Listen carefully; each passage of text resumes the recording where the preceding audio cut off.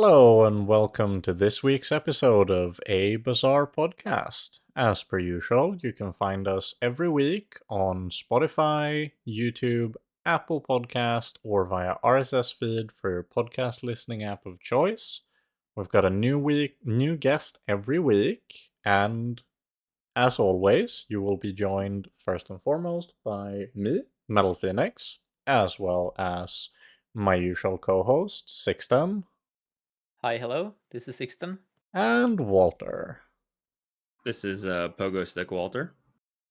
And then the wonderful guest we have joining us this week is none other than the mind behind Wolf's recent wonderful Bazaar Jeopardies, the man, the myth, the legend, Trickster himself. Why don't you introduce yourself for people who might not be familiar? Thank you for the introduction there. Hi, I'm Trickster. I'm mainly just making really fun Jeopardy board content. It's fun to push people's minds about this game and see if the players that are good at it are actually good at knowing anything about it. It's a great time. Yeah, you had some very cool guests for the most recent episode, didn't you? Yes, Wolf was able to get Sunny and Retromation on there, and it was a great time. It was a lovely time getting to poke their brains about some stuff.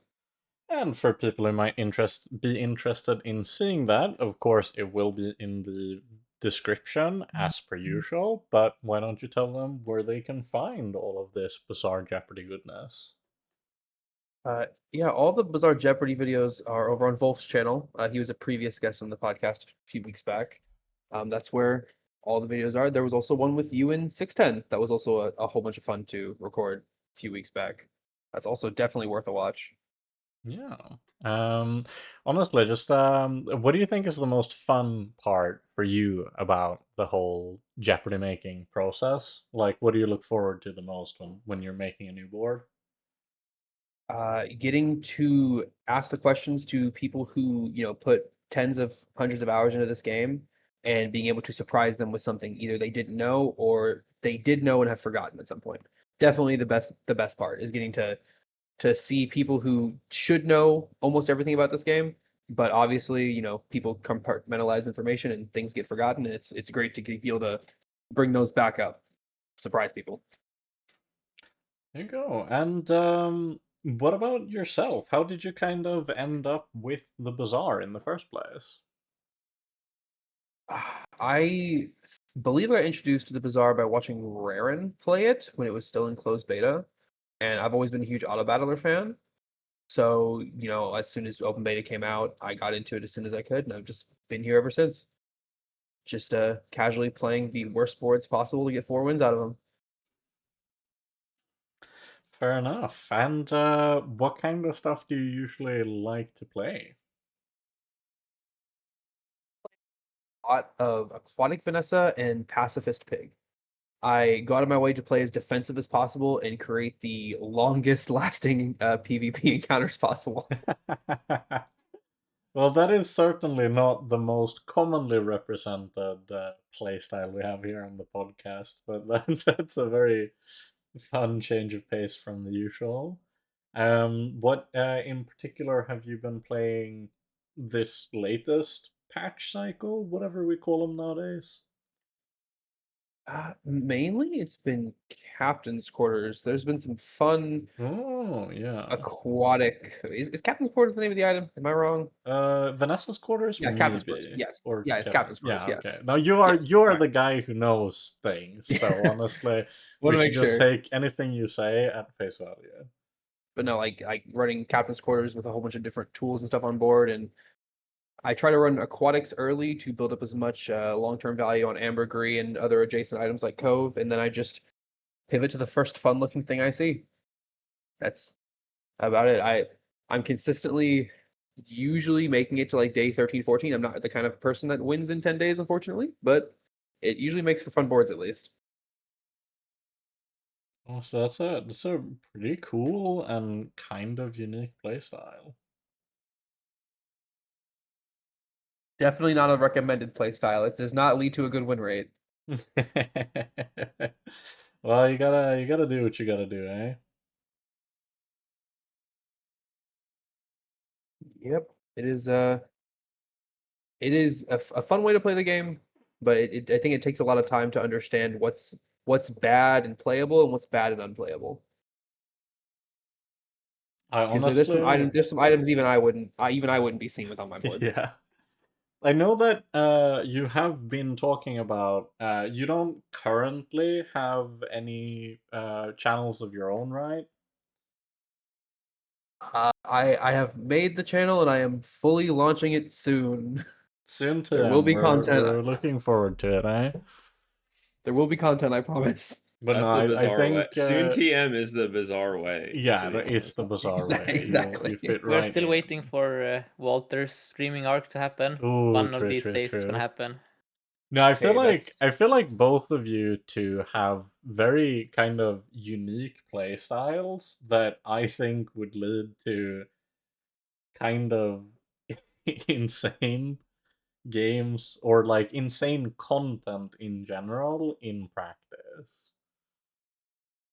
I'd say like my games are usually very fun to watch because I do play for a couple of my friends that watch. So my games are always fun to watch, even the ones I don't win, because I always end up in some sort of tomfoolery. My games are not fun to watch. I don't know why you got that impression. No, I think my games are extremely boring to watch. I don't know, But okay. like people definitely liked, when Goose was casting your games or when like Yeah, you but that were like coaching me back in the day. Like I guess so. I I guess think you're so. selling yourself short. I might be. That's fair. I might be. I feel like what I've been doing on Stella has been very boilerplate in a way. I mean, I had some cool boards. I had a really insane Terror Wing Stell board, which was absolutely like 1 second Terror Wing. That's what it's called, right? No, Sky Terror. Sky Sky Terror, Terror. We need you on Bazaar Jeopardy, Walter. Like we Ah, need to be yeah. a future Okay, I contestant. actually think I would be good at Bizarre Jeopardy. By the way, Yeah, I mean, see, I there actually you go, feel like Trickster. Here's another lamb to the I slaughter. do Yeah. think I would be good at that. Hey, at this point, we're lining up as many guests as we can because it is so much fun to get to talk to different people in the community and see like who knows what and who's good at what. It's like I'd love to have you Yeah, on. I'm down to be on Bizarre Jeopardy. I accept the Yeah. invitation. Thank Yeah, you. I honestly think just in general, like this type of fan-made game show content has been maybe my favorite, like just overall recent YouTube genre in general, where it just feels like there's so much. I don't know, Well, there's game like shows are I just mean, there's really like more fun to to do. watch. There's more to do about like people have passion for the game beyond playing it, right? And Yeah. Yeah. that I highlights also want to it. say there is a reason like Family Feud and Who Wants to Be a Millionaire are like some of the most popular shows on TV because it's really entertaining to watch people, like who are oftentimes on like those kind of shows. They're like really smart people who have like specific careers, you know what I mean? And then they get these questions and then they like find themselves just like get a brain fart almost, and it's like super entertaining to watch that as a viewer. Like just seeing people who are really competent at Seeing him something, fail miserably. Is yeah, that what you're fail saying? miserably. Like there is something about that that Yes. just is very fun Yes. to watch. No, I definitely. intend on succeeding at Bizarre Jeopardy. Okay, that's Yeah. What watching you guys with the thrusters question. That's how that felt for me.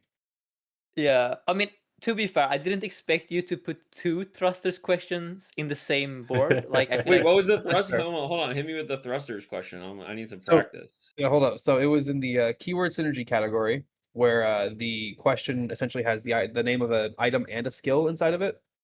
Okay. And I was looking for the name of a small dually item that had a skill within it from a day 2 and 3 monster. What do you mean a skill within it? Within its name. It'd make more sense. It'd make more sense if you could see it Okay. out in front of you in text. But All right. I see. Now I'm starting to get why this is hard because it's not just like do you know what the things are. You I have mean, to. most of the categories are do you know the things are. I just like to put a wordplay category in there because I'm simple. Okay. All right. Well, I'm down for the wordplay category. I'm not a that's going to apply to my opponents too, and I'm sure I mean, that. Walter, your name is a wordplay. Like Yeah. you should be Yeah, in. that's what I'm saying. I'm not saying I'm against that. I'm just saying like, all right, now I know what I'm in for a little bit. Like, Yeah, Yeah. it's a good time.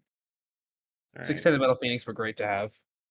Yeah, I'm currently secretly preparing for my grudge match against Raresh. I guess this will drop probably. Okay, maybe I should. We can maybe should cut this out. Actually, I just realized this podcast will come out I mean, before. it's just like a little teaser that it's Yeah. coming Okay. I in the mean, future. It's yeah. You PR. can It's maybe I'm also expect. promo. sure. I think Wolf also said it on stream that he's Yeah. doing it, so I don't think it's a surprise. Okay. Oh no, Okay. it's There is no top NDA fucking here. secret. Okay. If people knew Alright, that I'm Raresh will betting be so much on the money on show, Raresh. like the competitive integrity is ruined. It's over. Anyway, I was just gonna say I have been secretly going to Bazaar Doku and just practicing a bit here and there, like which item under 4 cooldown is a large. You know what I mean? I have been. Yeah, I'm Raresh gonna is try and like actually. a formidable foe. No, Yeah. and you know what? I will also tease this since it is going to be the first one. The budget has improved. I can now put more than 5 categories and more than 5 questions to a category. I can also put Ooh. photos in now. So with the budget improved, the show's quality is going up higher. Very cool. Oh, So it so will be you an so extra. there's It'll be an like extra special you episode. show a picture and you like guess the item or something, or like you show like There's gonna or be you some show stuff like that. Oh, dude. you show like a Please have part like a of an item art, super. like a zoomed Yeah. in piece of item art where it's only That like part of the picture, that and you may or ask may what. not be something that's in the works. Okay, That alright. would be so fun. I would love that category. Just super zoomed in on like a super obvious item, and we have no clue what it is. That would be yeah. Okay, I'm looking forward to it for sure. I'm glad. I'm excited. Okay, so what Trickster? Well, did we already talk about this? What you have been playing Yeah, this we patch? already Yeah, I mentioned think we what Yes, did. Trickster's been playing, so we can look at what you and Walter have been playing. Yeah, I have been playing too much Stella, I would say. I played her a ton on the test server. I think I have tripled my Stella playtime and streaming time as well, because I've been just going at it. I'm trying to grind to rank 1. Um, and I feel like she's like an onion almost. This might be a terrible metaphor, but it's like the more you play her, the less you feel like everything you thought you knew about Stell is just like turned on its head like the next week, because I went from forcing aerial turret for a while and thought that was really strong. Now I like actively avoid the turret as much as I can. I used to love Ball Blaster, then I became jaded by Ball Blaster, and now I'm back on the Ball Blaster train again. Like it feels like you're, I don't know, Stell is so interesting to me. I feel like there's so much depth. Currently I'm super into her slow stuff, like Weather Machine. I'm into Sky Anchor. I love the steam hose, I think it's called, or maybe it's the fire hose. One of them. I like both, but yeah. And then my favorite style item is lightning rod.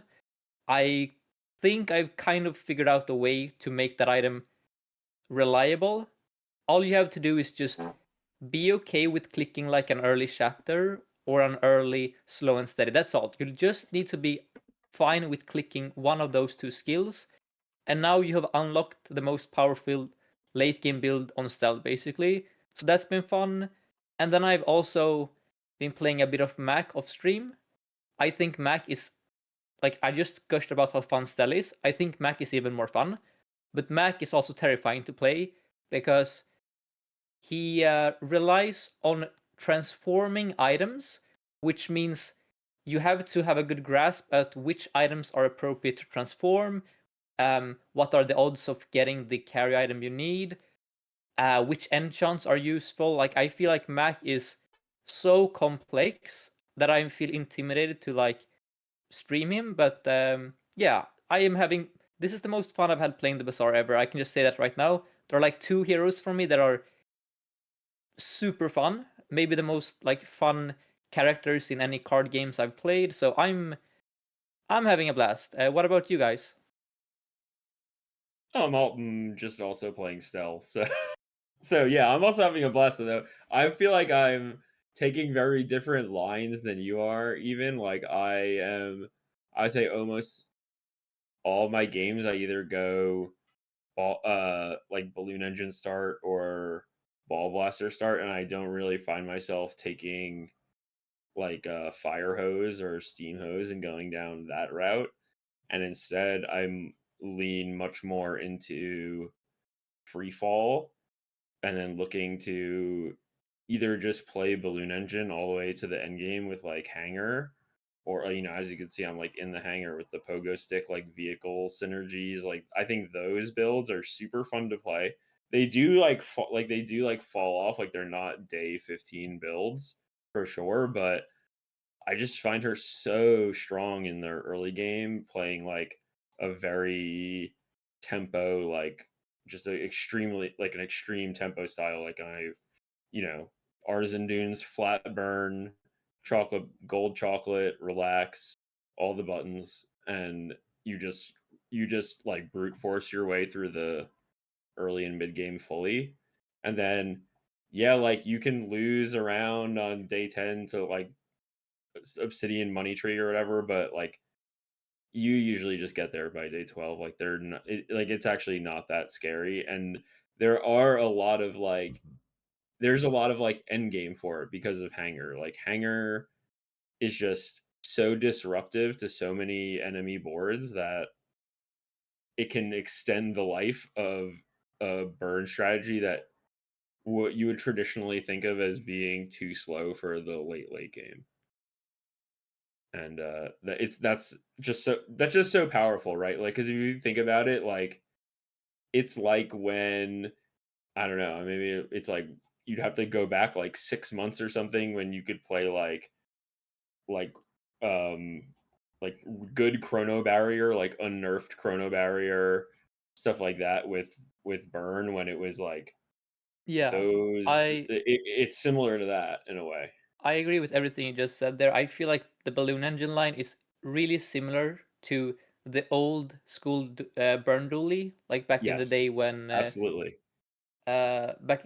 we had cores on day one essentially.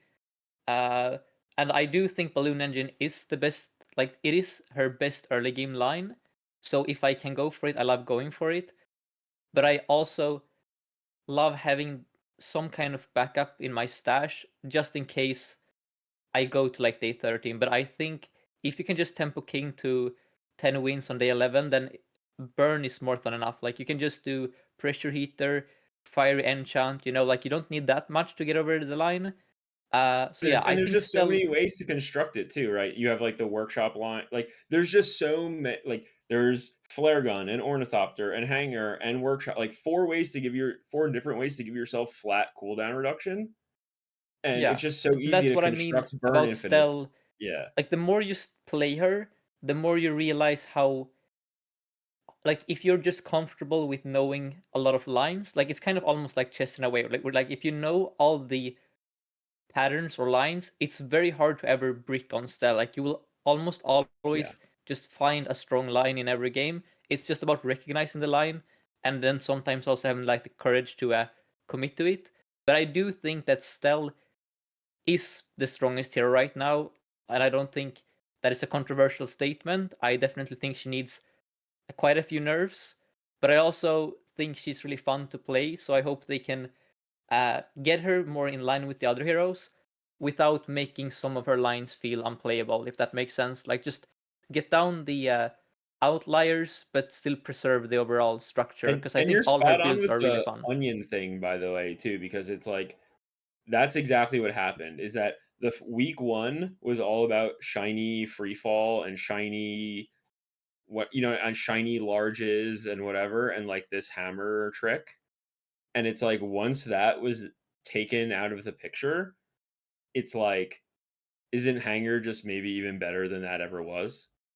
Yeah, Like, and isn't just between that, there was going also the hanger all the brief. time? There was a Yeah, like brief runabout hysteria where everyone was. There was like a guy on Reddit who posted like he got rank one with runabout, and then it was like, oh, runabout must be completely broken. And yes, it's a really strong item, but I have played runabout in maybe one of my last 20 Stell games, and most of them were 10 wins. So I feel like yeah, like we are continually discovering new way, like new good builds on Stell, so that like exactly there are like layers. We just peel them back. We discover like one thing falls out of meta, we find a new layer, which I think just highlights how great her kit is overall. Like she has so many clickable items. Like there are so few Stell items that you just cannot ever see. Like there are items in other heroes where it would take like a genius to actually make them work. on Stell, a lot of items you can just make work with a bit of intuition, a bit of experimentation. So I don't know.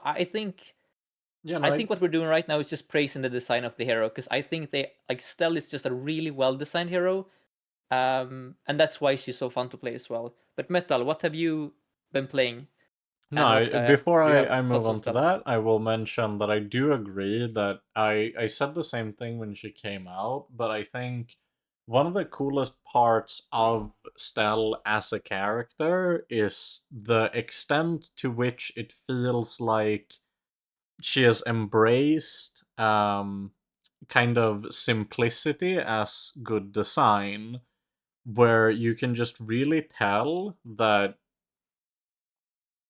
like so much of her is intuitive at a glance and not really that complicated, but there's still a lot of depths to the ways that you can assemble all of these various outwardly simple pieces, and those types of designs tend to be my favorite. So it's just really cool in general. But What yeah, I like about personally, yeah. the tools is like relating to that is like a card like Molten Ball Blaster. It's like in the start of the game you get it, and then it's like, oh, okay, I need to put all tools on my board. So I get 8 small tools, put them on my board, and I make my Ball Blaster go fast.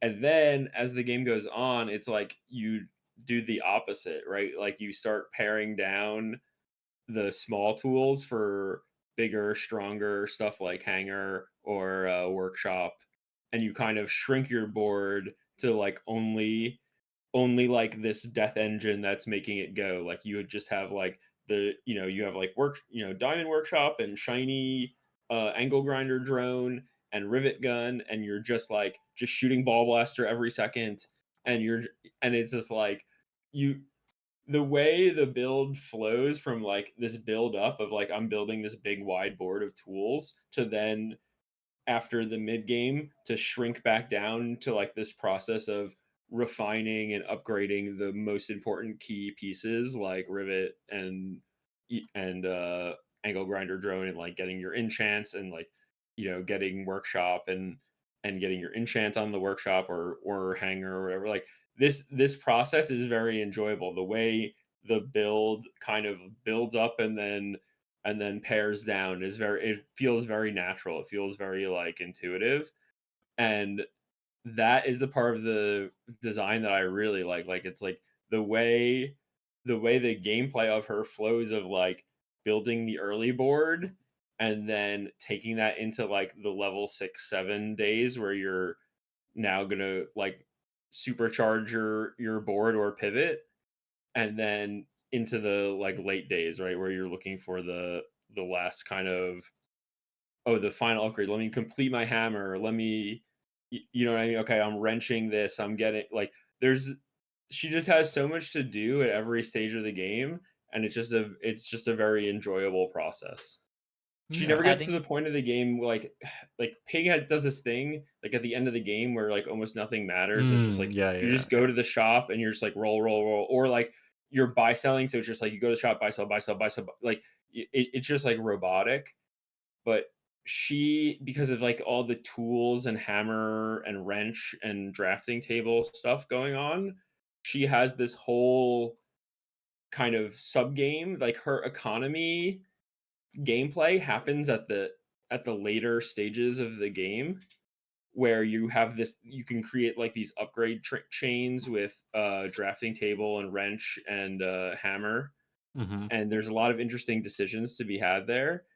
And the result is that, like, I mean, look, it's overpowered, right? The result is that like Stell can just have like a full diamond board in so many games because she can just complete a lot of hammers and do drafting, like, and just do all these, like, do wrench and all this stuff. So she can just get a full diamond board really easily, and that's part of why she's so strong. But the process of doing that is really skill testing and interesting. So yeah, she's super fun to play. So adding to what Metal said about her items being very simple but deep, I would compare them to like primary colors. So something like Balloon Engine is a really clean and simple design, And a lot of her items are like that. They're just very simple, but of course, the way primary colors work is that they are the colors you combine to create all the other colors, right? And that's what stealth feels like, where you have these basic early game enablers, and then you can end up in crazy hybrid builds. I have played slow swallowtail, I've played hang glider with the weather machine, like just these crazy hybrid lines. And the reason you can do that on Stell is because her items are like those primary colors where you can mix and combine. Whereas something like, for example, Dinosaur Dually, that is a highly specific shade of a color. Like that's like the most specific shade of brown, and it won't look good on like most things. Like basically to try and extend the color metaphor, it's like if you're trying to make a nice painting and then you have this color that only goes well with like two other colors, it's gonna be really hard for you to make that painting look beautiful if you can't rely on finding those other colors. But on Stell, you have like all these simple, nice colors that can mix and match, and it's up to you if you want it to be like a simple painting or like a complex one. And I think that also makes her such a great beginner hero because Yeah. it's really easy to just learn Balloon Engine. Like you can just play Burn all game, And like or you can weirdly enough, right? go It's ahead. Yeah, go almost on. like Vanessa works much worse as the sort of quote unquote beginner hero compared to what she used to be like way back. Just Yeah, with the like overall increased complexity of like the game as a whole. And yeah. I think to Yeah, just really quick. Like Vanessa is like literally used to be like the primary color hero. She had like mono red, and then she had like the aquatic stuff. Like it was two very contrasted play styles where you could just click every red item and it works, and then you could click every blue/green item and it also worked. But now there's, I don't know. You guys play more Vanessa than me, so you can explain like what happened there, why she's no longer that Now she's Mono simplistic, I guess. Julian. I think the yeah. main thing is just that the stuff that they added to Vanessa was very like inherently complex in a way that made her lines more complex as a result, where before, um for better and for worse, like part of Vanessa's simplicity came from the innate segregation of the what would you call it, the aquatic and the non-aquatic stuff. But that in turn resulted in like when the expansions made that less the case, it kind of made the character better, but it also made the character more complicated, if that makes sense. Yeah. Also, like back in the day, one weapon was just so much better, just relative to what else was available in the game. One weapon was just so much stronger, and that was, and I mean, it still is one of the like very simplest builds that a new player could get into the game with. And it used to be like quite effective, right? And it's much less effective right Yeah, now, I would but say. it sounded like you had something to chime in with, Drake. Yeah, well, like on the Vanessa topic, because I play a lot of Vanessa early game, it really does feel like, as you said, with the expansions coming out, they kind of like, blurred the lines between her weapon kit and her aquatic kit. And I feel like that's the biggest struggle is that early on in Vanessa, like you used to be able to go Andy and you could just click every red item because you'd get offered 6 red items and you'd just be able to, full weapon spam your way through the day. And it was a lot, I don't want to say simpler, but it was a lot less like divulging lines where you had to worry about how this is going to evolve into your day 2, your day 3, and so on and so forth. Whereas now, like if you roll into those early days of Vanessa, if you hit a really like solid aquatic start from Andy or some great weapons from Isla, but then after your PvE fight, you can't follow up on that. You can't compete with something like Stell, whose entire kit works so just fundamentally well together. Yeah. Like I've played a pretty decent amount of Stell, and I'm a huge Ball Blaster enjoyer, and it really feels like with Stell I have the most success winning 4 to 5 days just in a row, and then I struggle finishing the late game on Stell. But like for an early game on a character, her kit like flows so well together that it feels like I don't want to say it's necessarily easier, but it is more concise on where you should be taking those lines, It just makes more sense in comparison to a character like Vanessa, who has like multiple divulging paths, but it's a lot harder to find out where those pivot points and jumps are from those paths. Yeah, I agree with I your point think that Stell that's gets complicated later into the game. Yeah, 100%. No, I've had so many Ball Blaster runs that end at 7 wins, and I have not had as many that make it to 10 because there's that pivot point right there as you're starting to get into, should I be running Workshop or should I be running Hanger? Is it matchup dependent? Do I have the ability to go infinite with Grinder Drone and Rivet Gun? Like there's so many questions that come up on Stell's late game, which gets more complicated. And I think a character should get more complicated in the late game. I think that's a healthy design philosophy rather than a character being up front, like front loaded with all of their complexity on day 1 and 2. Yeah, and just on the topic of Ball Blaster, there's one other item that makes the pivot to Hanger or Workshop even more complicated, which is precision calipers. I think it's one of the strongest small tools. It's the small tool, if I get it early, I know that my Ball Blaster lifespan just went from like 7 days to 9 days. But the problem is that item is so good, it's so strong, it gives you crit chance with goggles, that it's so good, but it also doesn't pair nicely at all with like a hanger because you're like making your calipers way worse. You're making your goggles worse. It handcuffs your board.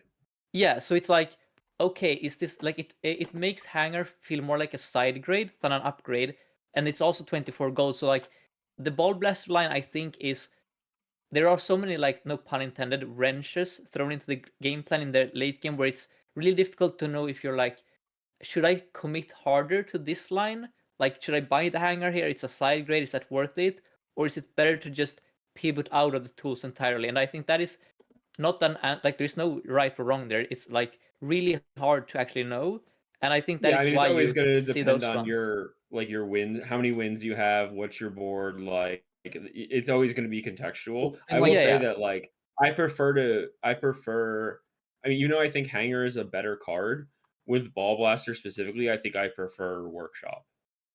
Well, like there'll be instances where, like, obviously, as you guys were talking about earlier, Econ can be really strong late game on Stell. If I have the ability to take Hanger, I'll take it. And there are times where I'll pivot it in because I'm going against a Mac, and I win the game because I pivoted it in.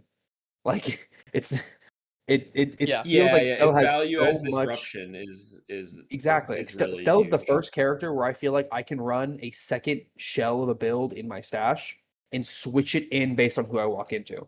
And that is such an interesting design point to where, like, there'll be fights where I'll put in Workshop or I'll take it out for Hanger, and the fight flows entirely differently depending on who I'm fighting. And I think that's a that great used to design be for a so character. Dooley.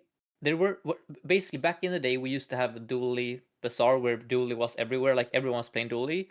And in those metas, Dooley was kind of like Stell now because we used to have stuff like Chrono Barrier, which was like really overpowered into everything except other dualies. So you had like the same weird mini game where it's like, should I put the Chrono Barrier into the dually in case he's playing friends? But since that meta, I haven't like the feeling I get when I play Hangar still, I haven't had since that dually meta like 6 months ago. So I think I don't. That's why I kind of am advocating for Hangar to be changed because I don't like items that promote sideboarding like that, where it becomes a like I enjoy the guessing game of what kind of ghost am I facing. I don't enjoy the coin flip of like should I put the hanger out in case this Stell for whatever reason doesn't run any vehicles and then it's like just pure RNG. Like I don't like those kind of polarizing items. We had that on Mac too in the past with Thronet on like Femur, where if you're facing someone with a lot of weapons or friends or whatever, it's like a completely busted item. But then at the end of the day, you're like just rolling the dice. Like, is it gonna be 8 multicast or 2 multicast? So I don't know. I'm sure Hanger will get changed, so we don't need to talk too much about that item. But I will just say personally, I don't love the kind of items that promote trying to like cheese the wins, if that makes sense. Like just trying to cheese a Yeah, I win mean, through the difference bonking. between it's totally true. I think the difference between something like Hanger and something like Library is like Library, at least every hero has like builds with weapons, and every hero has like builds with non-weapons. So it's much more like I don't feel like I'm unlucky because I faced this hero. Whereas like with Stell, it's almost like if I have a Hanger board, I feel like I'm significantly stronger versus non-Stell than I am versus Stell. Just because it's so likely that they themselves are going to have a ton of tools and or vehicles, and it's also so likely that any other hero is not going to have a lot of tools or vehicles. So it's just like it's so it's so up and down compared to library where it's like, okay, I mean, yeah, maybe like some, like for example, maybe like against Vanessa, library is better on average, right? But it's not the same degree as the difference between hanger versus Stell and hanger versus non-Stell. Yeah, and even with library, we have been for a long time on this podcast complaining about how we don't like the polarizing design of that item. We have gone on like Caltrops is another where Caltrops is super strong into dually, but in the pig mirror, it's probably, I mean, I guess it depends on which pig mirror, but like in the past, Caltrops was also kind of item where against certain heroes it just wins solos them. Against others it's like a dead item on the board. So those kind of items, I just wish they could maybe try and move away from those kind of designs, but it seems that they like having those in the game too. So we'll see what I happens. mean, they But can be softened, right? Like it's possible to soften the difference between their best matchups and their worst matchups. yeah, that's the But goal, I think. But I mean, Caltrops is unchanged for how long? I think the last time it was changed, it got buffed from diamond starting to gold. So I it's will true. see. I Like mean, to be I fair, I mean, it's probably one of Pig's best cards against Stell. It's one of Pig's best tools to compete with Stell. It wouldn't feel right to nerf it now when it's no, no, like no, I'm just saying. Pig really I you needs said it that to beat Stell. But yeah, you I said get what that you're they're saying. like turning down the polarization of the items, but it's true for stuff like the Jetarian Club. But I feel like most polarizing items like Thronet or Caltrops have stayed unchanged for most of the game's history. So That's true. I get throw net is contextually a lot less. It's just less common, right? Like there's no like femur is just so rare now. And I think another but part too go, is go on, Kit. So yeah, I was gonna say is that with using Caltrops as an example, like it does suck from a design standpoint that it works so much better against other heroes. And then that goes towards hero design of some heroes are just, more common than not having multiple fast triggers going off. And how you said Caltrops can feel dead in the pig mirror, pig, in a lot of cases doesn't have all these super fast, repetitive multicasting triggers happening. And, since we align hero philosophy with these different builds that the hero can have, it does feel kind of weird to say, Caltrops by design isn't bad against Pig, but it's bad against what Pig plays. So that makes it bad against Pig. Well, And what's weird is that last season Caltrops was good against Pig because the best Pig boards last season were yeah, spammy. no, So it's like exactly. And it's so weird. it's not just a hero thing. It's like totally different every single meta. Yeah. yeah. To be fair, a common complaint in the last season was that Pig's overarching design philosophy was like just off base. Like people felt like Pig is like they couldn't recognize the hero anymore. He felt like with all the small spam stuff, it felt more like playing dually compared to the Pig of old. So I will say in that regard, like Pig is probably the hero that has had the most of an identity crisis in this game. Like you go from month to month, and it's like a completely different Pig overall. But I just wanted to make sure that Metal also gets to talk about what he has been playing this week before we like Yeah, get no lost in the weeds worries. here. So Sorry. Yeah, no, I've been playing a lot of Mac myself. I think the current playstyle where you have just so much transformation going on is really fun and interesting. Um, they really cooked with the fact that they made it size unrestricted. It just feels like it's made the decision making around what you decide to transform way more interesting. Because in a way, it's almost like getting to tailor which shops you're deciding to go for. As transforming like a medium item is almost like getting a metal, transforming a large is almost like getting a pole, and transforming a small is almost like getting an additional Andy. And then in addition to that, you have the additional complexity of deciding whether or not you're trying to transform enchanted items or just whatever is that size. And then within that, there's the additional complexity of, are you trying to only transform reagents because then they sell for more money? Or are you trying to transform the strongest enchant you have in order to maximize the potential power you can get out of the outcome? And it's just made this, like, I think it's the perfect example of how not every form of micromanagement and optimization has to be like frustrating to do in practice, because the thing about it is that it's not annoying to have to keep in mind, rather it's fun to think about, which I think is the big difference maker in like why this current version of Mac feels so, I don't know, just fun to Yes. play. Could I just chime in here? Because so the way I've been thinking about it is that the new catalysts are like you have more nodes in the game. So when you transform a large item, that is like you get an extra node that says get a random large item. This and then the same for small and medium. And those are like interesting nodes. Like I on some heroes, like on Stell, like I have to think about, okay, which large items am I looking for here, or which small tools am I looking for here? And those are like fun nodes. Like a lot of people love the random nodes a lot. Like that's one of the most fun kind of node to click because it's like a surprise every time.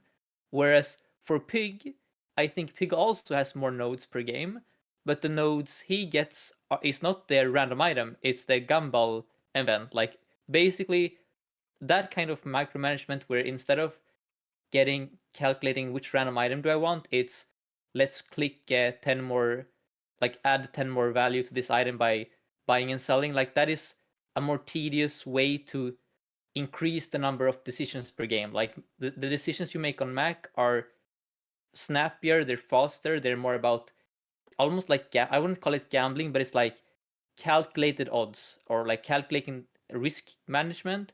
Whereas on Pig, it's more about resource management and value stacking. You know what I mean? So I think that is why Well, do you I, think I that it think for sounds yeah, go don't ahead. catalysts sound insanely OP if you frame them as like each catalyst you get is literally a mandala node? Like it kind of No, is, right? I messaged this to like Metal like yesterday. Like I think Mac is actually overpowered, but I don't mind him being overpowered because he's also insanely difficult to play well. I think but I do agree. I think the new catalysts are like they are broken probably. Like you can just reroll forever to get the battle pass. Like Well, I mean, it's I will crazy. say, like, because of space constraints, it's very rare that you realistically can run more than two, maybe three catalyst generators at any given time. So when you phrase it more as like, imagine if you got to see Mandala twice more per day, but sort of for free, I think that's powerful. But I don't think that that in and of itself is enough to like I wasn't saying so make nerf it feel. Mac. I was just saying Yeah. like that's a way to think about it. That's a way to frame it to yourself to think about the value of those Yeah, items I'm and how to yeah, exactly. contextualize Yeah, that yeah. compared Mm-hmm. to other stuff. Yeah. I also want to Also, say I just want to say like another thing about Mac that I didn't realize because I hadn't played him so long is that a bunch of his items have gotten added the text of when you buy this get a catalyst. Like you don't Yeah. it's not just about buying the generators in a given run. I get like on average maybe 1.5 catalysts in a day just from buying items, like Yeah. buying a philosopher's stone. So like I would say on average on a Mac run, you can expect to have like 2.5 or even 3 catalysts in like per day in like mid game to late game if you want to. Like you don't have to play that style, but you can easily reroll 3 times per day if you commit to it without having to like fill your stash with generators. And I think the key part of that is that it feels like they found a very clean way of, out of all of the characters that aren't stealth, so the characters that have more items, Mac feels like the one that they found the cleanest way to kind of make that less of an issue by just increasing the number of catalyst generators, which makes it feel like no matter which Mac build you actually end up playing, it always feels like you're doing Mac things, whereas like much of the frustration on characters like Pig that I've heard Pig mains like experience is when it, or well, if you contrast Pig and Dooley, on Pig the issue is that sometimes when Pig is strong it ends up feeling like a lot of the time you're not doing the Pig things, which is not fun. And then on Dooley, on the other hand, the thing that Dooley does is extremely consistent to do on Dooley, but that means that oftentimes you feel like you're doing the same thing too much. And Mac has managed to dodge both of those opposite direction pitfalls where every game it consistently feels like you're doing Mac things, but it doesn't feel like you're doing the same Mac thing game after game. And I think that is really encouraging to see for the game moving forward, that we can actually dodge the pitfall of increasing number of items inherently making characters feel kind of bad to play compared to characters that have less items.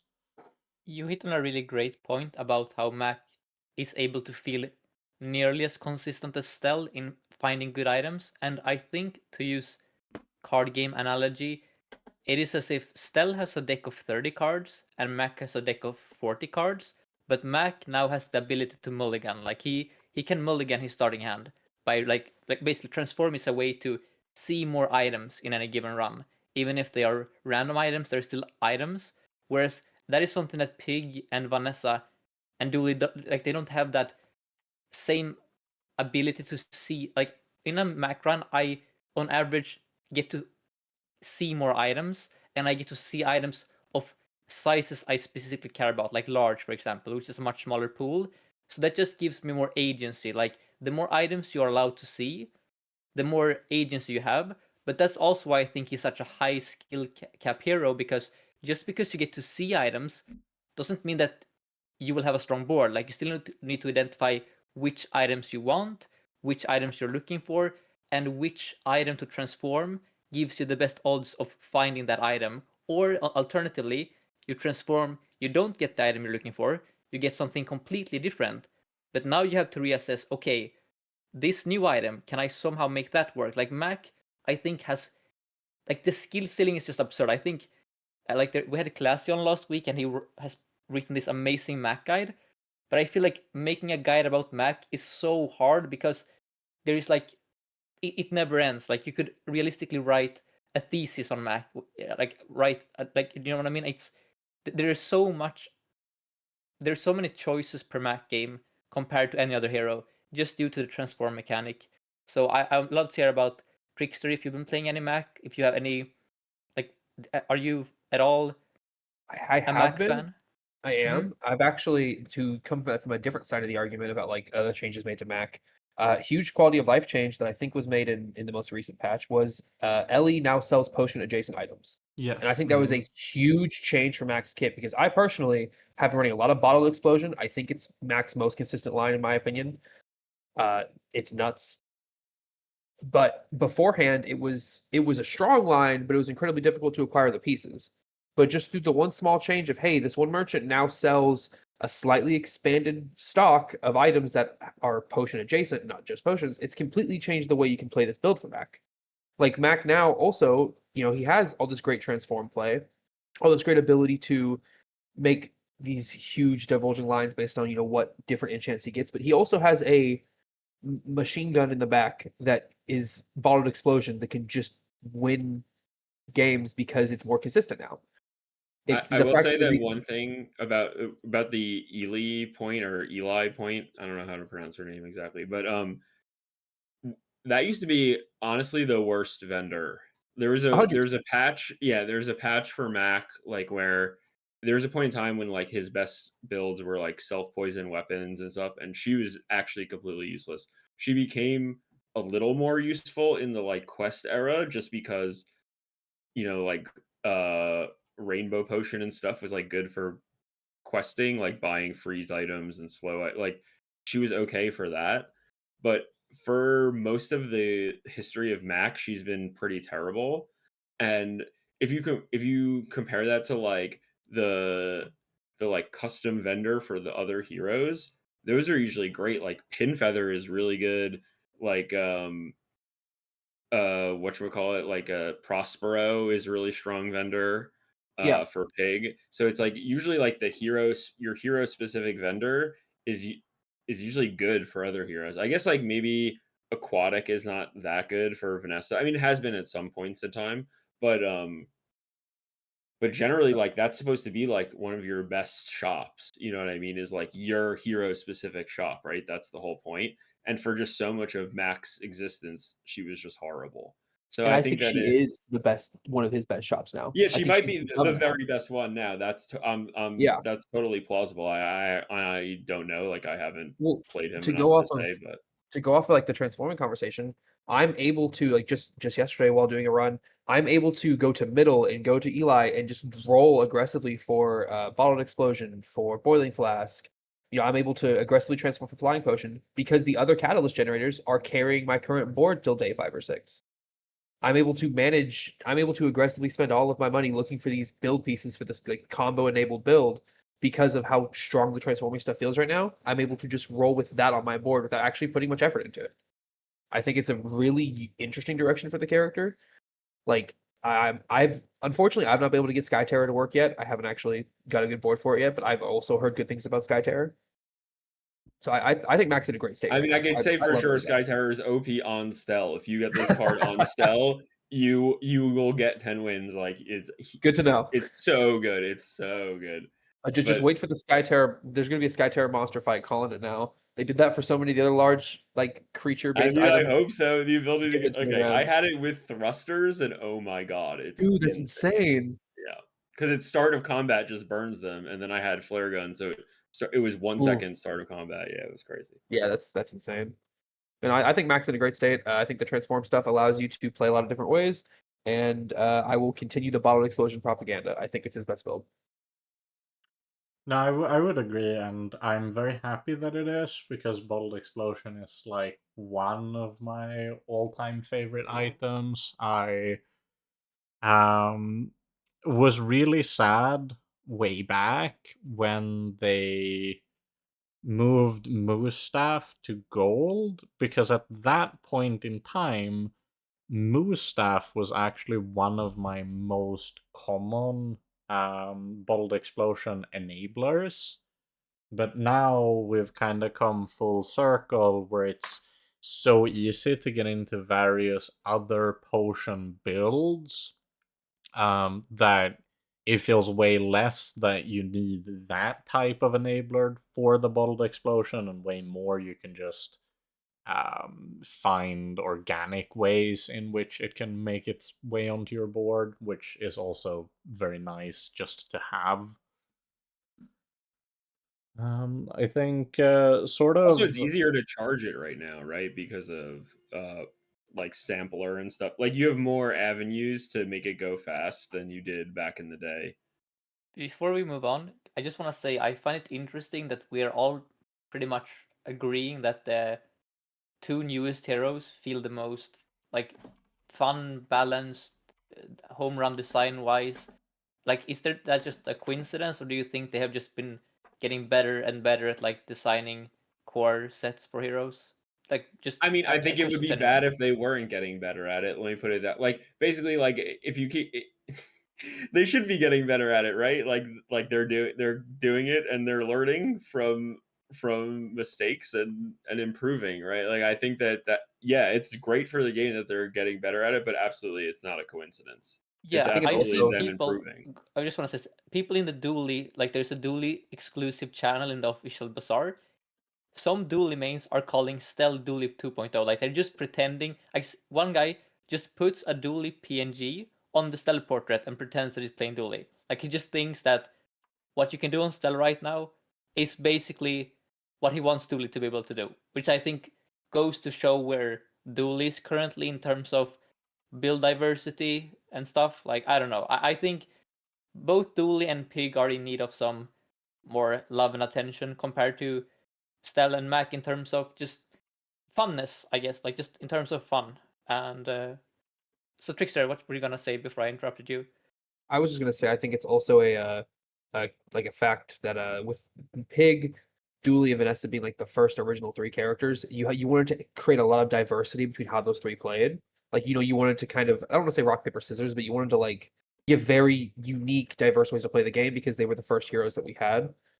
But now with giving us more, it's okay to blur these awkward lines between, oh, this character can be, partially aggressive, similar to how Vanessa is, or this character's doing crazy economic things for the late game, similar to Pig, because those base builds already exist. Since those base characters exist, it's easier to make new characters that kind of blur the lines in some places.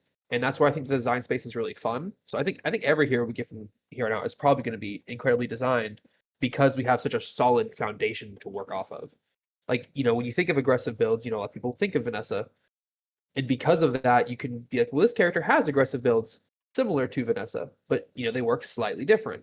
This one, I don't know, it's just it's an interesting design space that, with the three core heroes being what they were, it makes every future hero design like a really strong foundation to work off of.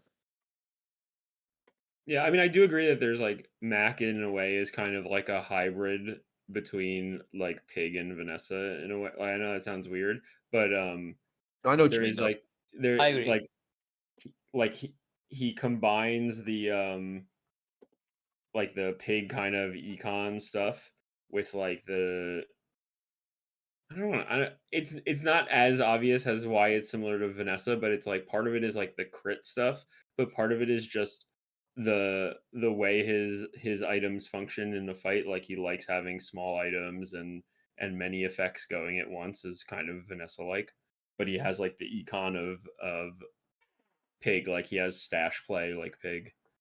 Yeah, I would also say that Stell to me, and this is a compliment, is like if Ignition Core and Aquatic Vanessa had a beautiful baby. That's kind of like Stell for me. It's like the most fun part of one dually, like aspect of dually, with the most fun part of Aquatic Vanessa, which is the flexibility. And then there's of course more stuff that is like Stell exclusive. Like I'm not trying to downplay her uniqueness, but I still feel like both Mac and Stell are like if the three original heroes are like mono control, not quite, you know what I mean? Like they're more monolithic. These two feel much more like hybrid heroes. Like you Yeah, can't I just would. call Stell aggressive, and you can't just call Mac economy based. Like he's a lot more. Like you can't just reduce them to like one word. Like you can actually just reduce Vanessa to like I don't know. Okay, maybe not one word, but like two It's words. Yeah, like go ahead. really really funny here, but hear me out because I would almost say the opposite. But hear me out. Where for me, kind of the thing that's made Mac and Stell feel so fun right now is not necessarily that they're monolithic, but all of the other characters, and I think this is especially noteworthy on Vanessa, but to a pretty great degree on Pig and stuff too, but they feel very schismed in the sense that they don't have like a coherentness behind their entire kits. And I think this is no coincidence and very likely something that the devs are actively looking to rectify. But my suspicion is that it just comes from being a consequence of they were heroes that, as you guys are saying, they were the first ones released. So when they were released, um, it was much harder to tell where exactly the game was going to go.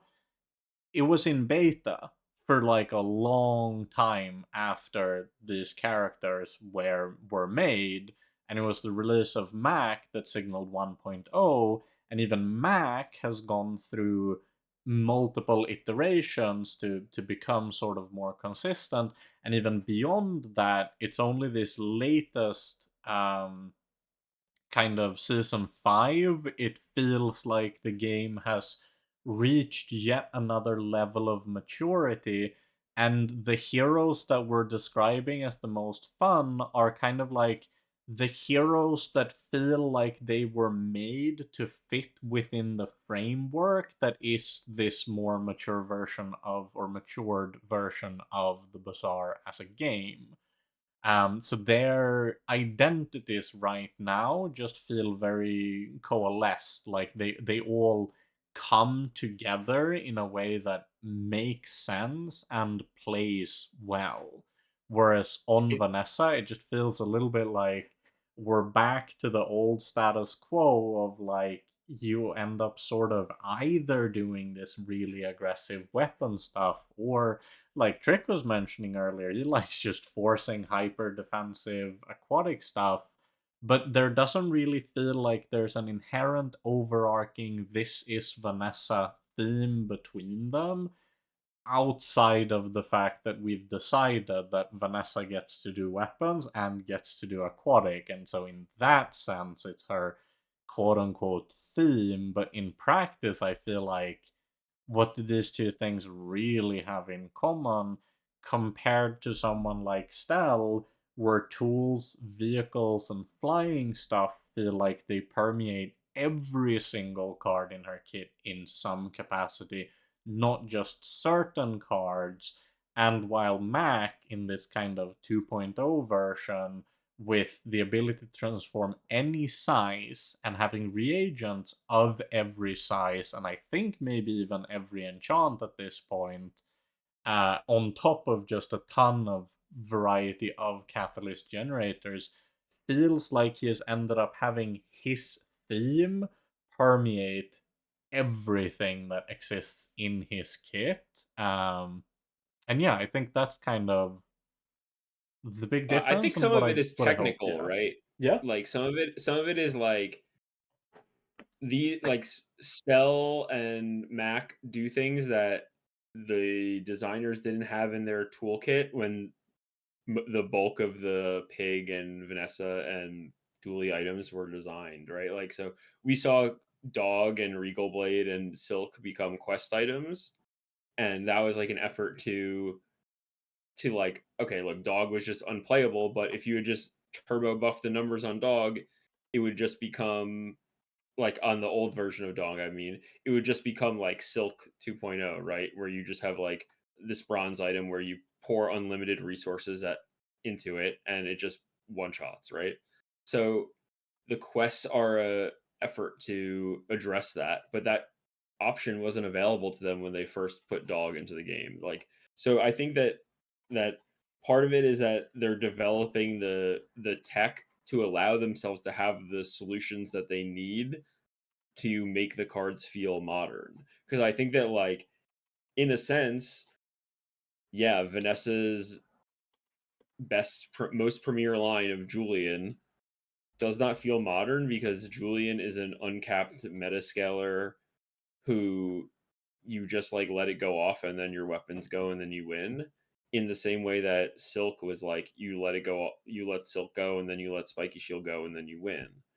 And that feels like more of a old style. Those boards feel like more of a old style Bazaar. Like when I think of playing in like closed beta, I think of a lot of like dually boards that weren't really like, they're not actually like charge loops. They're just like a million items and then the core all the way to the right, and then like pig boards that are like a big slow weapon that one shots you, and then Vanessa boards that are like aquatics, like an aquatic package, or like one weapon crow's nest. Like it's like a very simplified version of the game, and like Julian feels almost like he comes from, even though he is a newer card, it feels like he almost comes from that. He's cut from that cloth in the sense Yes, of that he's also. he's We just have. an uncapped metascaler. They have tried to move away from bronze starting items that become win conditions in of themselves. That the idea on Vanessa, the joke right now is that you can get 10 wins with bronze items. Sort of there are some exceptions, like you need a few silver items, but by large you can just do the aggro line to 10 wins because Julian is Julian and he will scale your other items for you. And I think that is like antithetical, or how do you pronounce that word in English, to how Mac and Stealth play, where I'm like excited for diamond items, I'm excited for gold starting items, I'm excited for large items. Like it's that kind of, I'm just gonna buy this bronze item, it's gonna become my win condition. It's like the old way we used to play the Bazaar, when you got your core on day one, when you played your katana the entire game, right? Exactly. Yeah. Yeah. It's like it's a game long. It's a game long item. It was like, remember when Pig started the game with Silver Regal Blade, and then you played Yeah. Silver Regal Blade for the whole I game. know Reynard has said that like that is the opposite. Like he wants the Bazaar to be about, your board should never look like, your board should ideally be different from day to day to day to day. Like that's his dream. And I feel like items like Orange Julian go against the dream of pivoting from this to this to this to this. When your Orange Julian tells you just stay in weapons all game, basically. Anyway, that's my weekly Orange Julian rant right there for the quota. I mean, it's deserved, right? Like, it's definitely the Vanessa public enemy number one. I don't think that. I don't think that that's really controversial, right? Like it is what it is.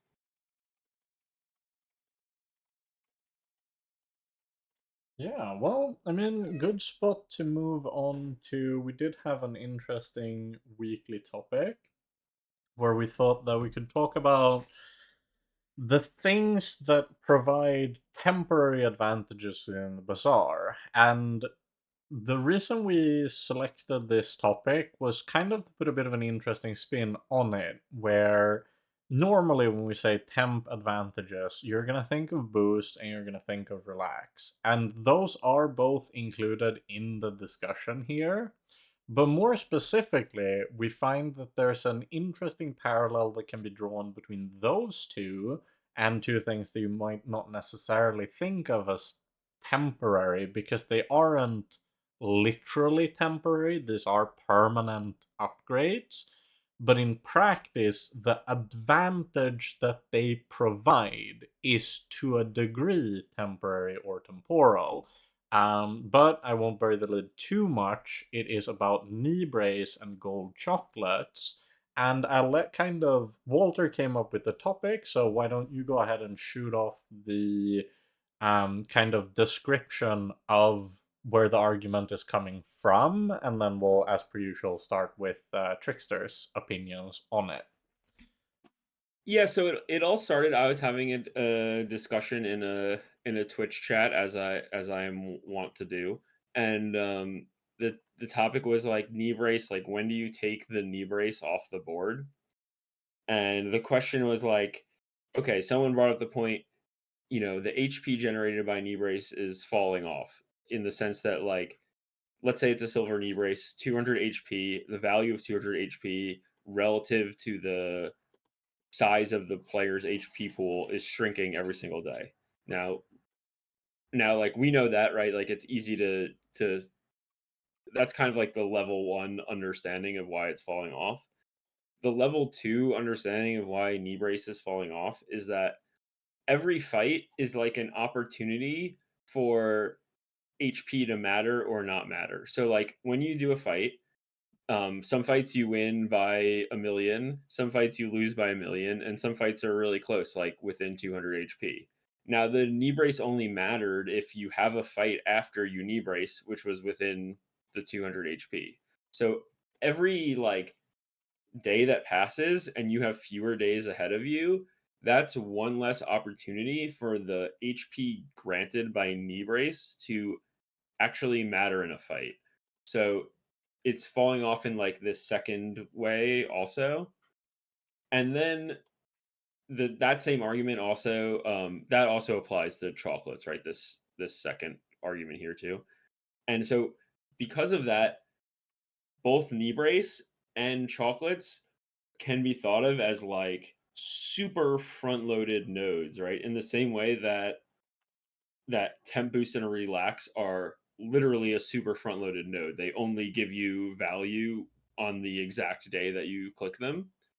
I mean, relax only gives you value on the exact half of a day that you click it, technically, right? So it's even more short lived than temp boost.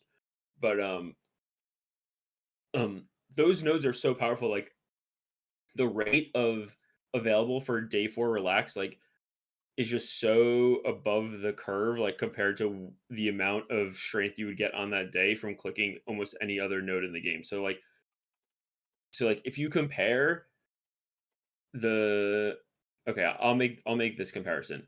Day 4 relax, if you click on relax on day 4, you're probably increasing your likelihood of winning day 4 more than clicking, I don't know, obsidian enchant on day 14.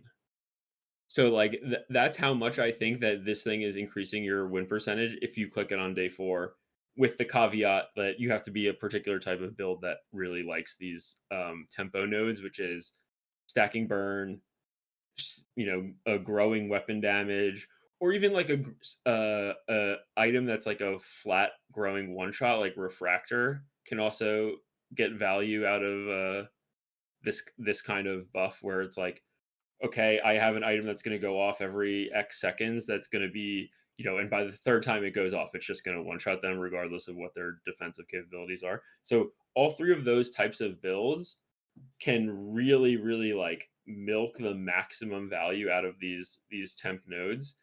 And they kind of like, knee brace is the weirdest one of them all, because knee brace is like the only one that happens on the following day, right? Like, so you don't get any value out of knee brace till the following day. So knee brace is like a chocolates that you buy, but you don't eat them until the following day.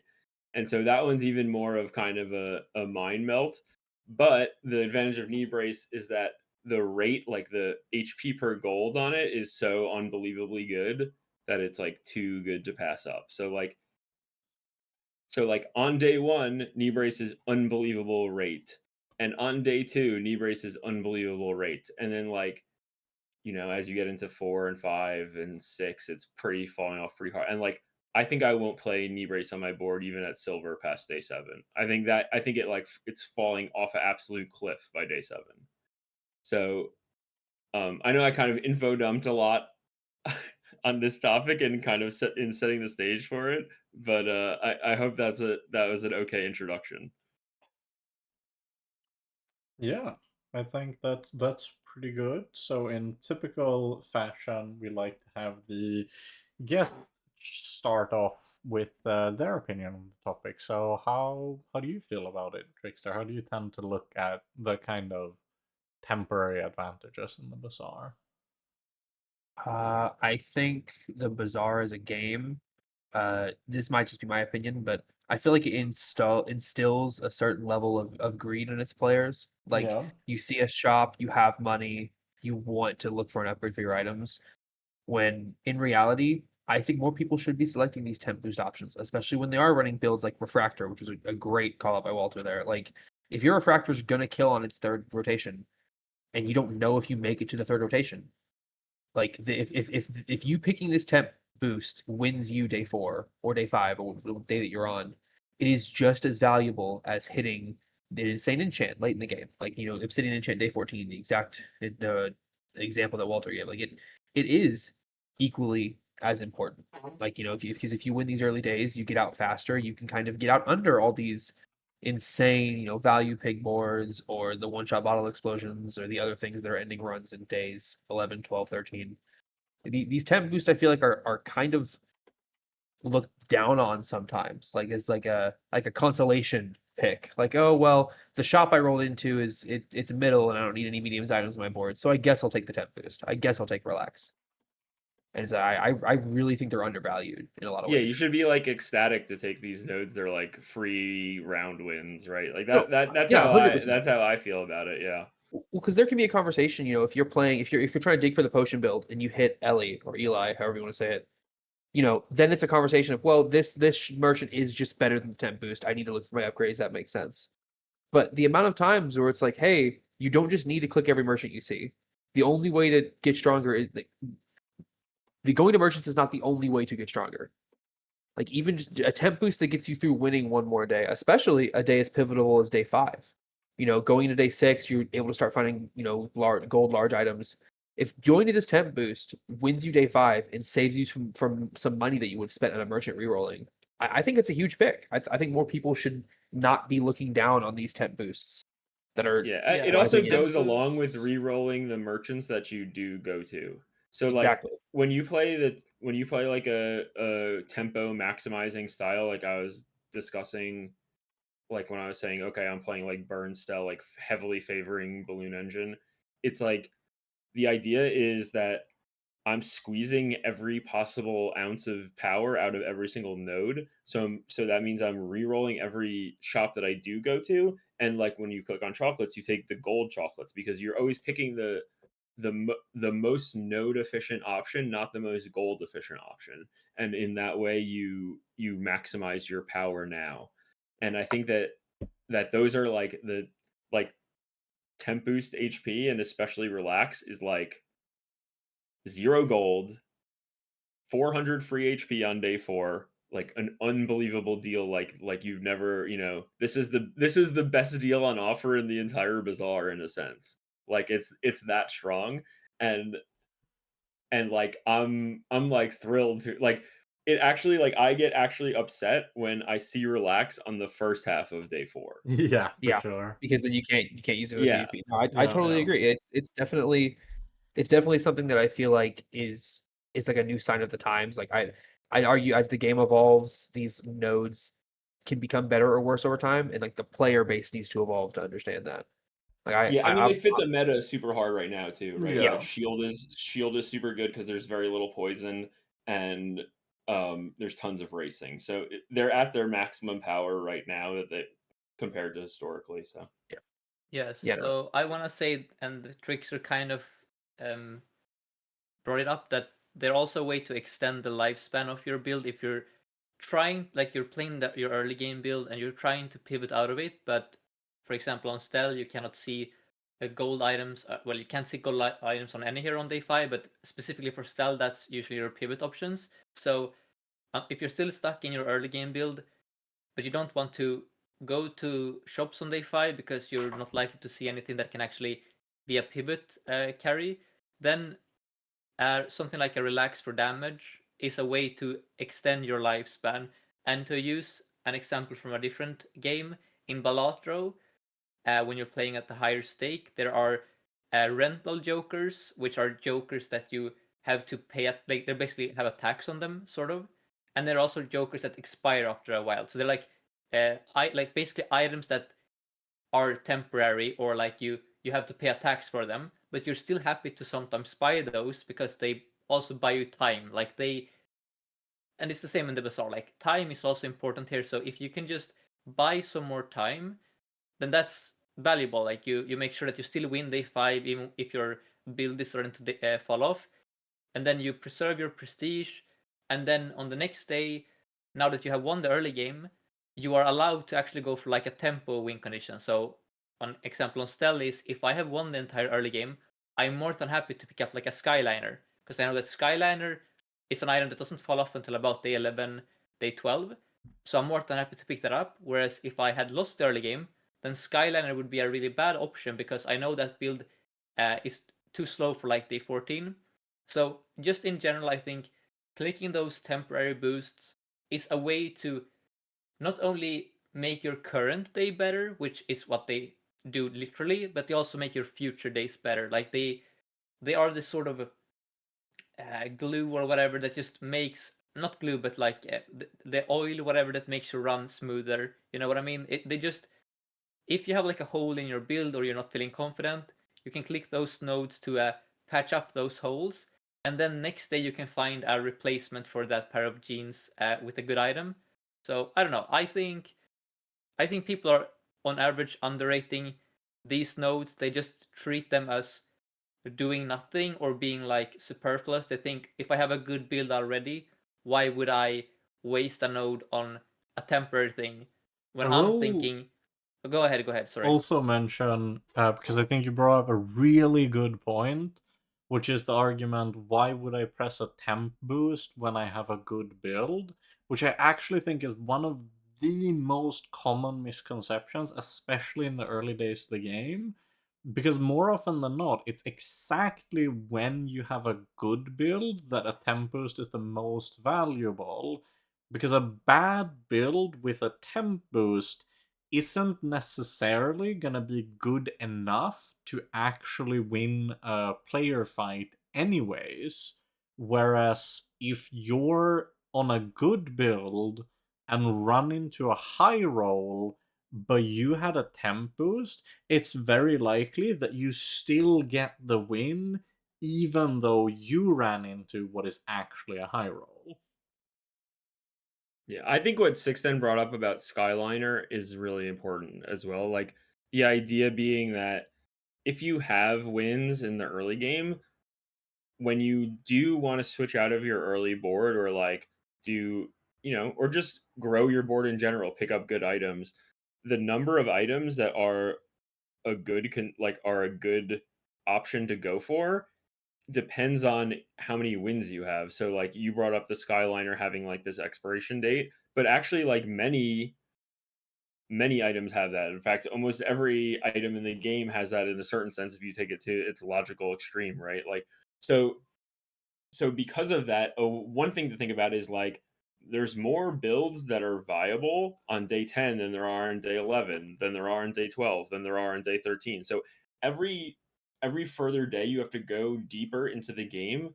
That means that when you get to when you get to pole on day 6 and he shows you 3 gold items that you have the choice between of like what direction is my run going, you have the most options when you have the most prestige left, right? You have the ability to go for a build that falls off on day 11, or a build that falls off on day 13, or a build that falls off on day 15 if you want to. Like you have all of the options. So I Yes. think that like, and that also means that that is potentially saving you money also in that portion of the game, right? Because there's more items you can move into.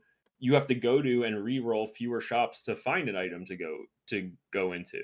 And then once you've had your next build, essentially, like once you're satisfied with your pivot, you can go back to clicking temp nodes again and recapturing the you can go back to stacking HP. Like one of my favorite things as Stell is in-flight meal, right? Is like you have a strong build, you're rounding out the game. Like I mean, there's nothing more I like to see in a shop than 700 free HP. Like that's incredible. And it's like I don't need a build to do that, right? It doesn't matter what build I am. I mean, Yes. that's going to be good no matter what. So I would like go ahead. this kind of playstyle I would call like having parachutes or life preservers. Like basically, and it's the same reason I click slow and steady on Stell, because like clicking that skill early unlocks the lightning rod expansion, and the lightning rod expansion tells you that if you see a lightning rod and you have this skill, you can now win day 15 easily with like a bit of a good enchant basically. So if I have like a great run going, but I know that if I face high rollers, even this great run could just fall off a cliff. Like I'm playing Ball Blaster, I'm on day 5, everything is going great. Like there are no clouds on the horizon, there is no reason to fear a thunderstorm. Um, Basically, I am more than happy to just click the slow and steady. And best case scenario, we just go 10-0 here, like no problem. We don't face any strong ghosts and life is good. But in the off chance there is like a surprise thunderstorm, then I want my lightning rod. And then I want my slow and steady. It's like and it's the same with like temp boosts.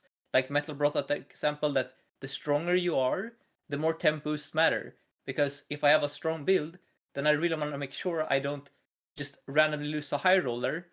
Um, and it's kind of also ties into knee brace, which I think is an interesting item where knee brace is an item you're happiest to put on the board when you are either extremely weak to the point where you wouldn't have a chance of winning anyway, or when you are so overwhelmingly strong that a single board space cannot conceivably change the outcome.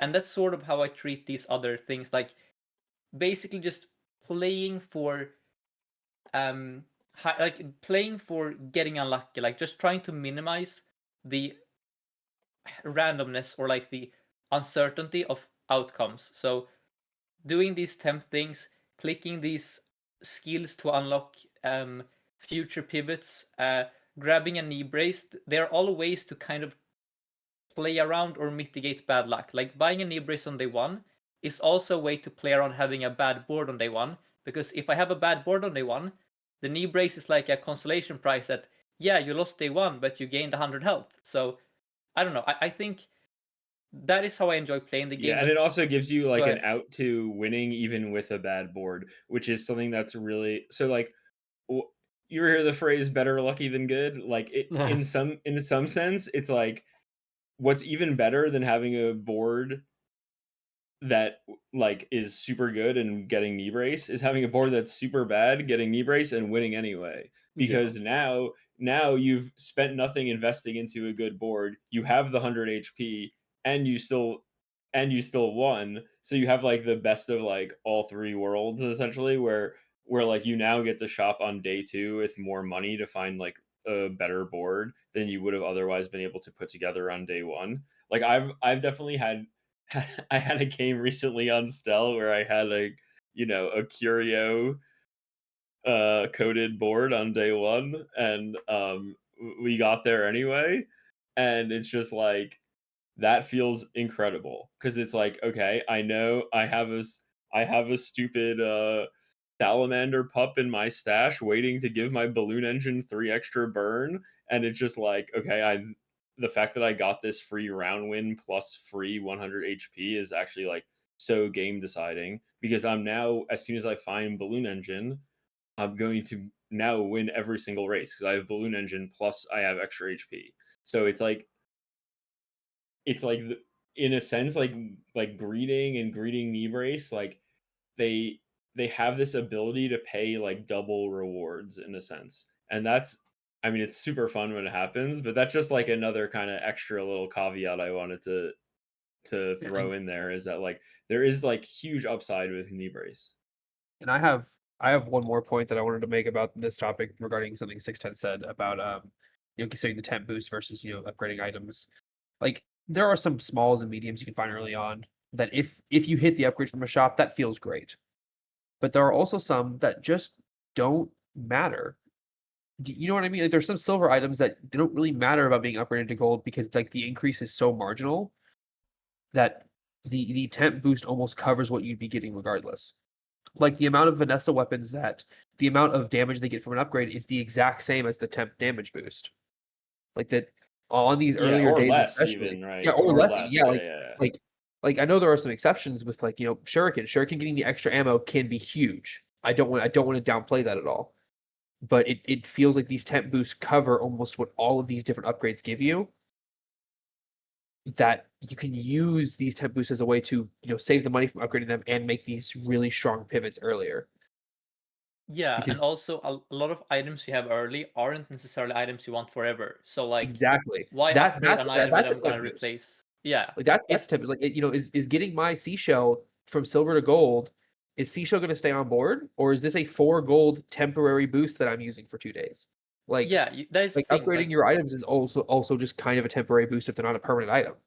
I think, yeah, what people don't always seem to rationalize, or you know what I mean, it's that items on your board are also like temporary things. Like you're Yeah, everything are is expiring. yeah. Everything has a Yeah, time value associated with it as well as its kind of like gold and value. no two Yeah. gold values are the same for the upgrade because if I have a silver katana, upgrading it to gold costs the same as upgrading my ball blaster to gold. But ball blaster to gold is a much bigger difference. Yeah, for Like sure. the upgrade to gold ratio is also hugely dependent on the item. Do we have anything else on this topic, or No, I think we kind of covered it, but actually it was like it was a very concise treatment of the topic, I will say. I think we covered it yeah? well. Yeah, Not to like I super agree. congratulate myself, but More people should respect the temp boost. That's what I want to take away from yeah, this. That's what I think absolutely, everyone should absolutely. take away from this. Temp boost deserve a little bit more respect.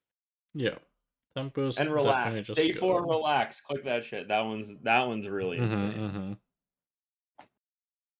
One thing I just wanted to talk about as a small topic is, and it's because I don't know myself why this is, but this is a frustration I've had a lot on Stell, and it kind of relates a bit to what we just talked about, which is I find regen as a mechanic to be a really dubious win condition. Like if you are Yeah, relying on regen to win fights, that is really stupid. Like that is a bad idea.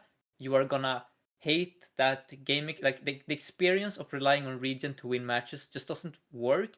But I cannot explain why. Like I just I can I explain wanted to why. hear why you can I explain think it's why. because Yeah. it's countered by both shield and burn.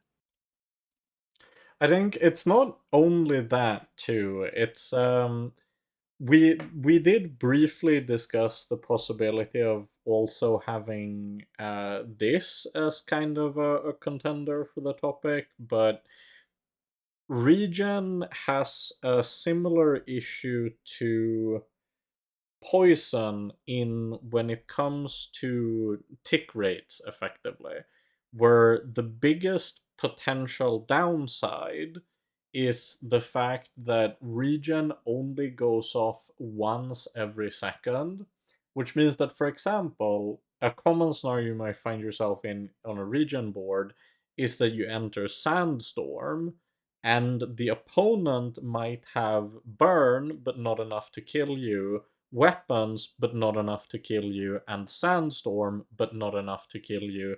But because regen only takes once per second instead of, say, 1/3 of the amount but 3 times per second, what happens in practice is that you end up uh, within that 1 second, the cumulative damage of all of the above actually breaks through your health total and kills you. I think Yeah. there's definitely that. I would just frame it in some ways as like damage scaling is S tier, shield scaling is A tier, and regen and heal scaling are like F tier in terms of being your win condition. Like the it just comes down to like the way a timed fight works where you have a fixed HP pool. If you can't grow your max HP pool with like hogwash or like earrings, like these cards exist, but they're not actually good at doing like hogwash doesn't grow your HP pool at a rate that like is appreciable compared to what like a damage scaling is doing. Do you know what I mean? So I do know what you mean. Hogwash is my favorite item in the game. So trust me, I know what you mean. It does yeah, not.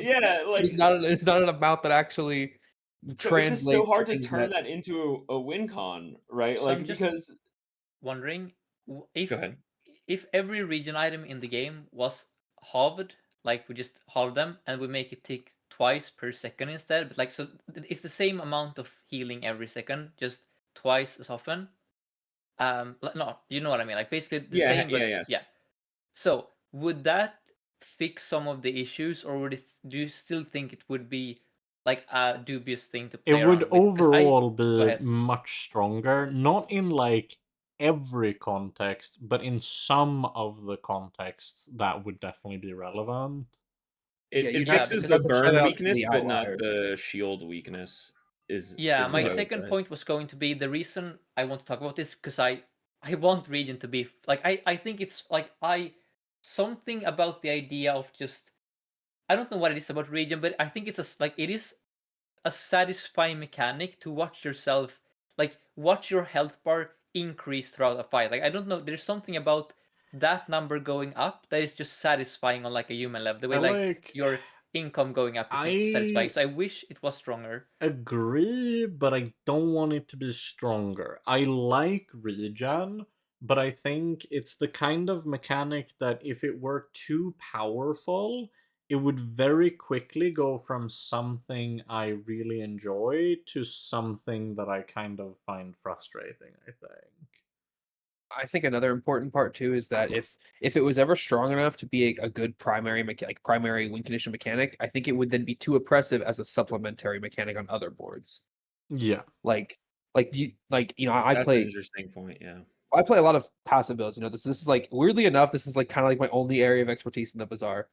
Like the amount of times where like I'll be playing a super high like passive health pig, I'll be running hogwash, I have a wash wally on board, I'm trying to maximize my HP as much as possible. There have been a couple instances where like running lemonade stand on board was viable. And that amount, like the way that it's what's the terminology you keep using? Meta scaling? Is that the terminology you keep using for items that can just kind of scale? upward Yeah. infinitely. meta scaling meaning that scaling outside of the combat. Yes. Yeah.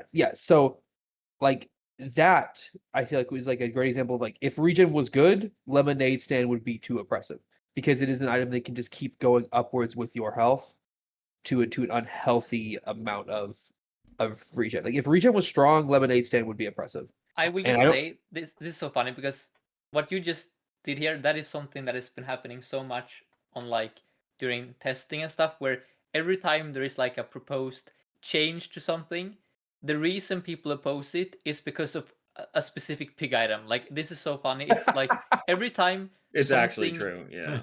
That's turns out to hilarious. be like okay, we cannot go into specifics, but they have talked about changing some economic stuff about the game, like just in general, like economic stuff about like like income start stuff like that, and a lot of the arguments against that were it would make pig broken basically or stuff like that, and it's just so funny to me that like it feels like no matter what topic, like this time it's something as innocuous as region, pig becomes the like lemonade stand is the reason Well, against it. No, I'm just making a I joke, think but regions is like I enjoy regen as a mechanic, and I think we saw some of it at its worst in the previous season with the way I'm gonna butcher this item's name. Is it Life Conduit? Is that the regen Yeah, life quest item? conduit. Yeah. Yeah, like Yep. did you have those games go against specifically shielded Life Conduit boards where it's really hard yeah, to out like oppress them? Like you're kind of just locked in the game until Sandstorm eventually kills you, or the whatever like win condition they have kills you. Yeah, for sure. But like that's the shield. Like that's That's the kind of shield part of my it. You're right. that's the Like, that, shielded part, yeah. right? Is that so? My argument is kind of twofold. One is that like defensive scaling, if it's good, is actually super annoying to it play is. against all the time. It's actually like we actually all and the Bazaar as a game benefits if defensive scaling is not the premier strategy. You No, could 100%. and like you could argue that last season defensive scaling, shield scaling pig was the premier strategy and people hated it. So like that's my kind of data point number one. The other data point is like fixer upper meta is also, even though it's a meta scaling version, was like a shield scaling strategy that people hated. So I think that like that would be my first argument. And my second argument is that like it's okay that regen is like an early to mid game mechanic. The central premise of the Bazaar is making trade-offs between power now and power later, and that includes like the mechanics and synergies you're choosing to invest in by putting those mechanics or synergies on your board.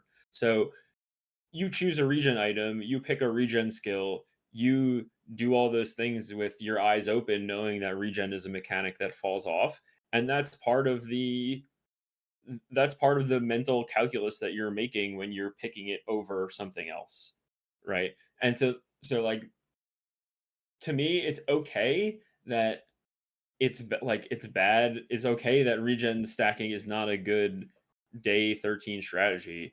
If it was, I shudder to think like what that board looks like, right? Because Yeah. that means that no matter how much damage I could do, it's just getting ticked away by like what does that mean? It means their max health is going to like into the millions or something, because my if I have a scaling damage board and my opponent is a pacifist, right? Imagine if I was like, I don't know, a Julian Vanessa, let's say, right?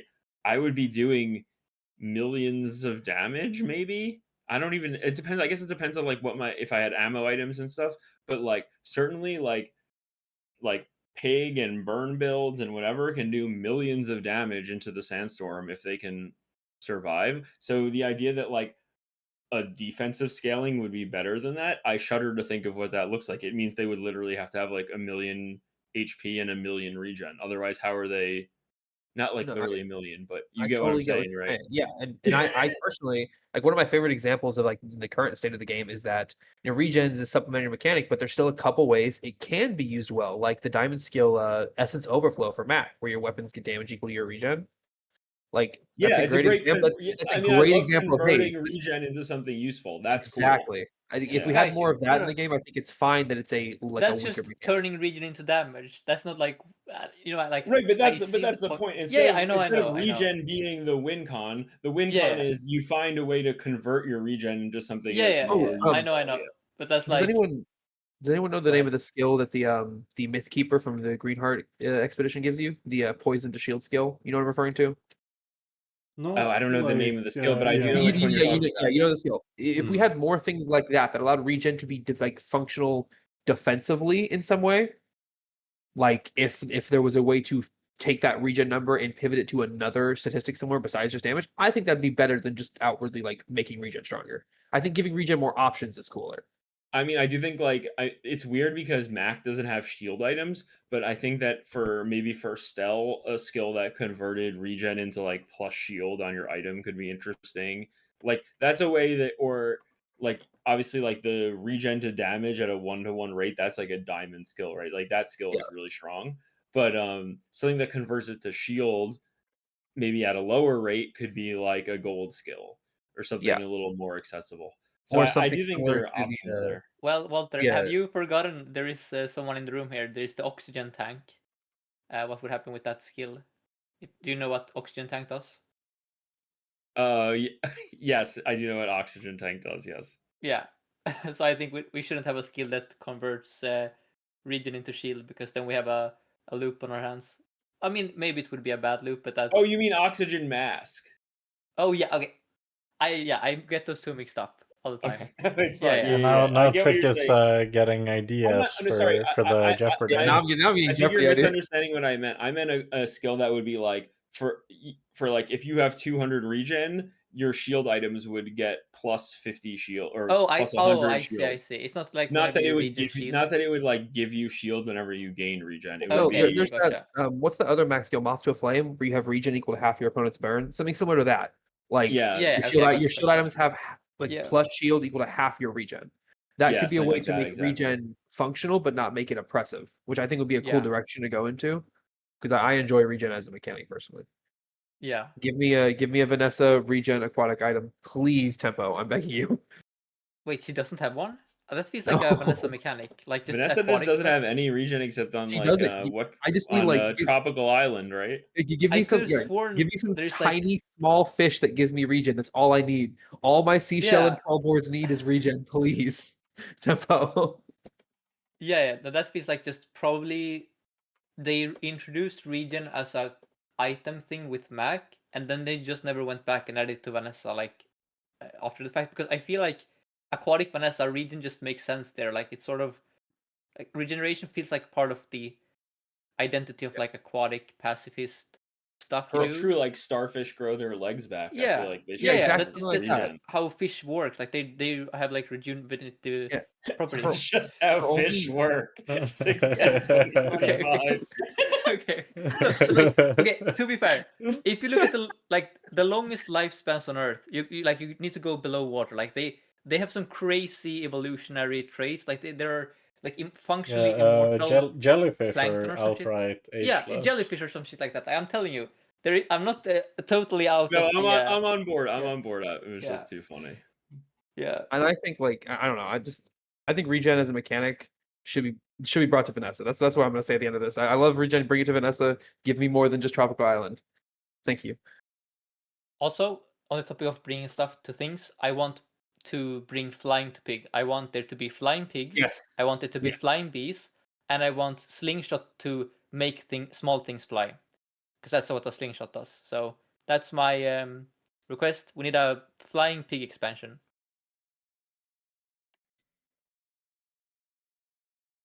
Okay, anyone has anything to add here? No more requests. While we're at it, Knuckles apparel. That's fair. while we're at it, give me an aquatic dually expansion where all the friends are sea creatures. Okay, but wouldn't they get electrocuted or whatever? They're like little robots. No. No, obviously they're waterproof robots. Okay. Because that definitely exists. Underwater exploration robots. Gotcha. Exactly. Think of the I mean, potential. that does exist. That exists. That's a thing. I mean, that at least makes more sense than dinosaurs. Like, I'm just still gonna. I'm still salty. I think that dinosaurs so mad make about sense. that. You went back in time. What doesn't make sense about the dinosaurs part is that he went back in time to like, why is it that on Earth, the dinosaurs are killed by a meteor, right? But the Bazaar isn't on Earth, so why are the dinosaurs in the past? Like, why did they all die? Also, Like, what why happened? bothers me- are some of the dinosaurs mechanical and some of them aren't? Like he went back to the past and found some, but then he did. There were also Well, some that were the built. current dinosaurs are mechanical, and then the past ones aren't, right? Isn't that how it works? Like Yeah, the old, like the ones in the expansion pack, like Tanky Yankee or whatever, they're not mechanical. yeah, but if But I build a robot dinosaur, that doesn't make it a dinosaur. It's still a robot. I mean, that's like I think it does make it a dinosaur, but that's like Fair enough. that's like what do you call it? Like a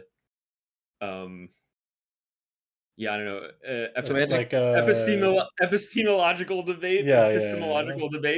about like is a toy dinosaur a dinosaur? Like is The, I funnily enough, if the toy dinosaur is plastic, it's likely petroleum based, which means that it is likely made with the fossilized remains of It's made out dinosaurs of real turned dinosaurs. crude Okay, oil, true. That's which means in insane. every toy dinosaur there's a little bit of real dinosaur. I mean, is a paper plane a vehicle really like that? I mean, I think If you're small enough. Fair enough. right Fair enough. for ants maybe, right? Like it's What bothers me, and I said this probably on the podcast when they came out, the expansions, is that the tech-based hero got an tech-based expansion before he still hasn't had a tech expansion, and the hero utilizing crude weapons, Vanessa, got a tech-based expansion before Dooley. Like they happened at the same time. Dooley was given Well, crude I don't tools. think that Vanessa was, Okay, go ahead. coincidental, Yeah, but why it's can't like Dooley insulting to had Dooley crypto and mains. then they Like gave what the hell? NFT to Pig? What is that? Crazy. Yeah, imagine. Basically, we're still waiting for the expansion where Tech Dooley becomes real again. Like we have had Railgun a couple times, but that's Railgun. I still wait for like the glory days of playing Techs on Dooley without just railgunning them every time. Maybe that happens next season. But that's like my biggest pet peeve with Dooley, that the Tech hero has only had one Tech build and it's been the same item like 3 times, like the railgun. It just whatever. That's the Dooley talk of this episode. Yeah, enough of that Dooley talk. Yeah.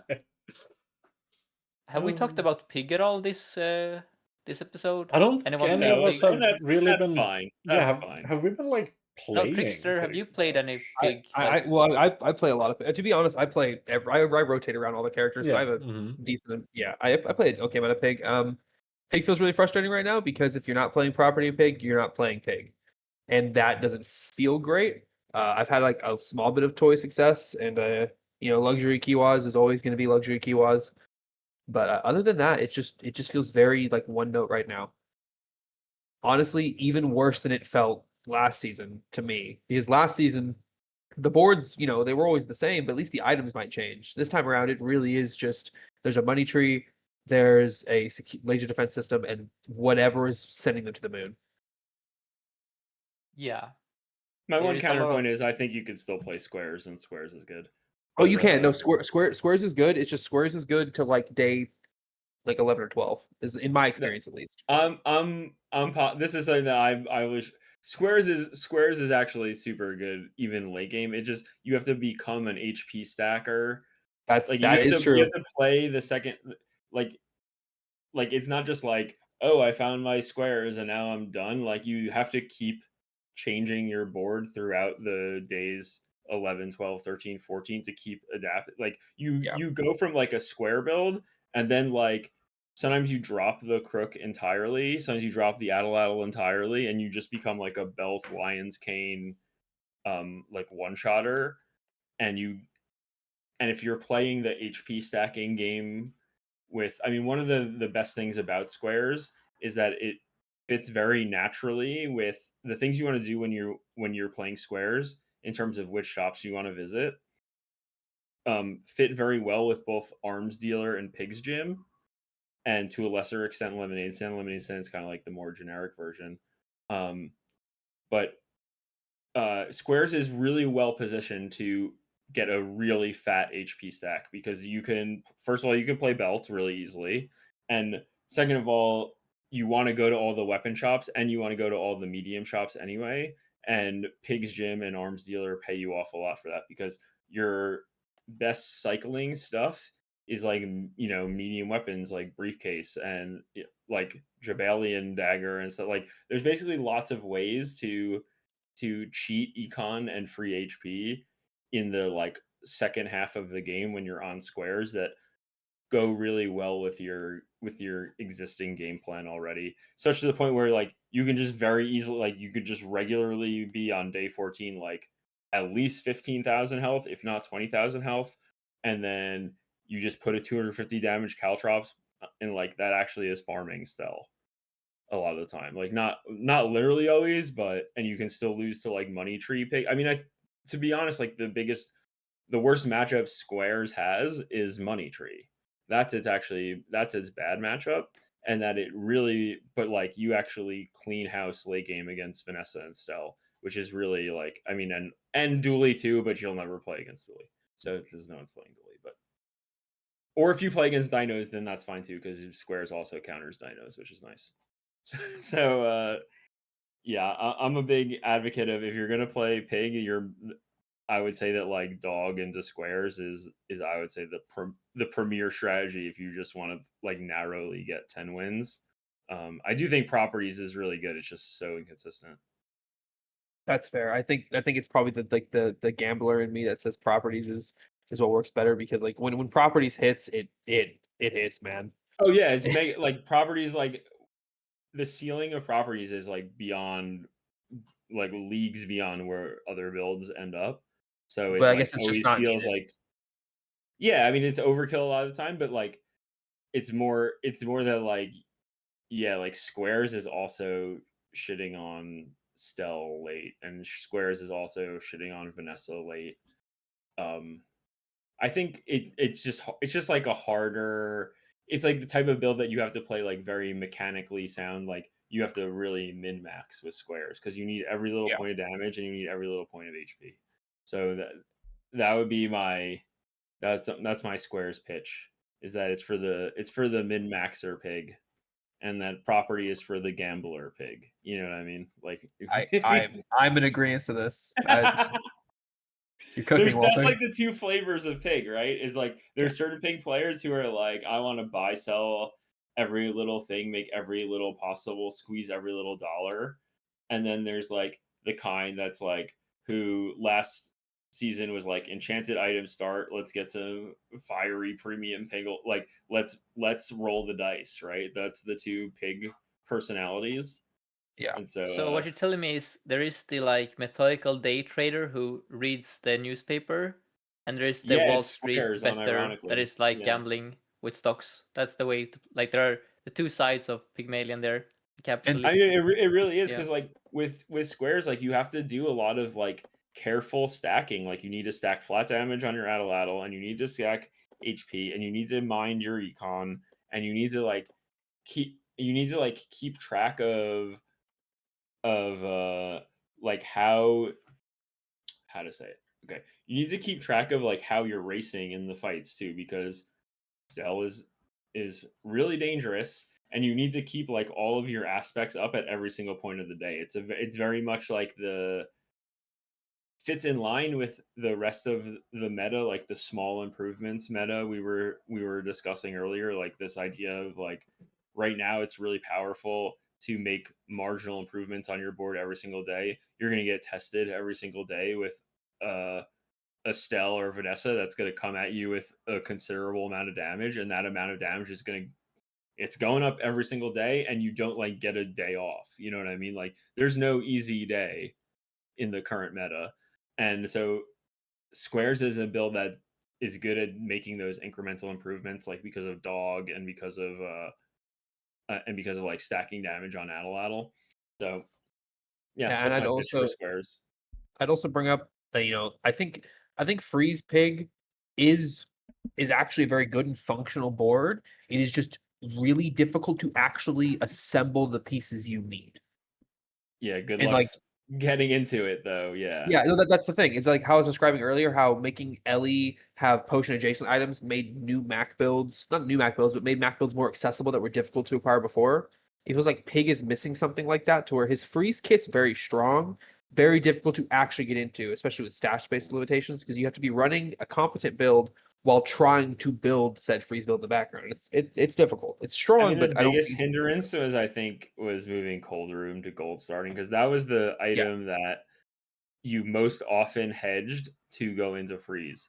And the Yes. fact that it was super strong, but also a medium item. So the issue now is like, okay, I can buy an igloo, but it's just like, it just sucks so much on Pig to hold a large item as only a hedge that's generating you no value. It's Yes. just so bad. And like because of that, it's just so difficult to get into Yeah, Dooley has a similar freeze. problem where like stuff like the what is it called? They moved his meta scaling item to gold. Like a lot of Dooley, like a lot of Oh, hedgeable hydraulic press. items.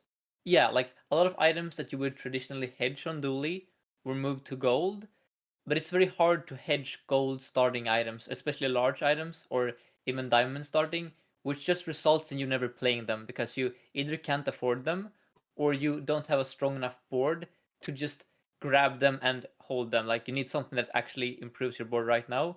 And it sounds like Cold Room is in a similar spot where it's hard to just hedge an item that late into the game if it doesn't like Yeah, it help you feels like the only currently. way into freeze is like it's day 6, wake up, node 1, click find ice club.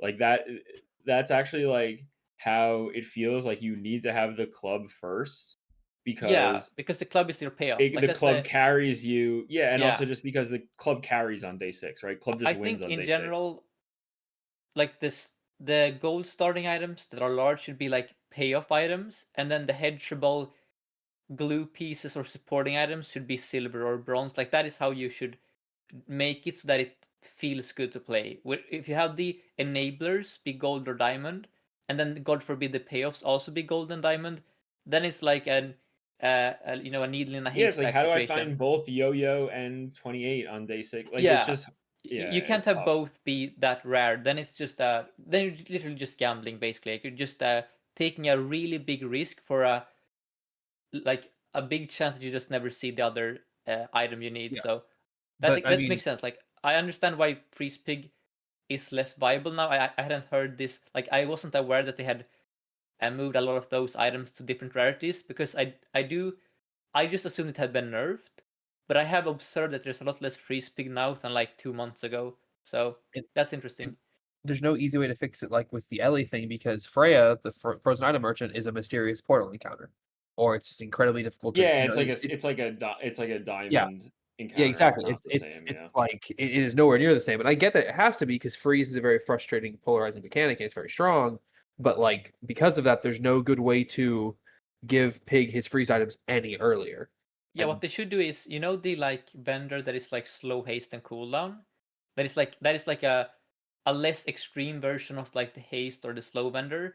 For pig specifically, they could just make like a burn plus freeze plus heal event, like basically the same thing, but like three different mechanics and like without enchanted items that you can like a talk basically, like a talk for freeze and regen stuff on pig, so that you can have like a vendor that is relevant specifically to that archetype because there is a bit of yeah, overlap between the burn and the freeze, I think. no, So I would Yeah, definitely they're enjoy that. supposed I to would go enjoy that a lot. together for sure. Yeah. yeah, I think so that'd be a really a cool take because yeah, because I don't think you yeah, can move like Freya. Like you can't make Freya common vendor, but you can do the same thing they did with like where Tok is like it's a jack of all trades that is like like objectively she has like less crazy items to three different vendors, but she is really useful because she enables so many builds.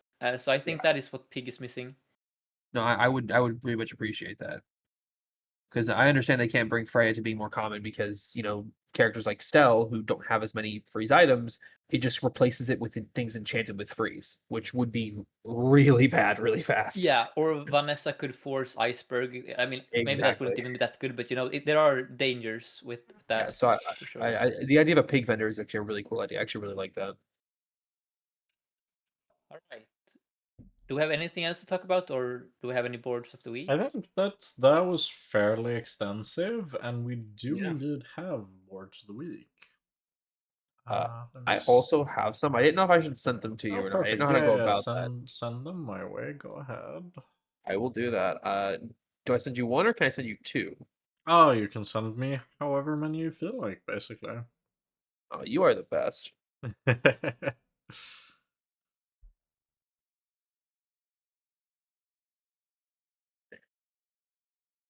I am going to send two your way.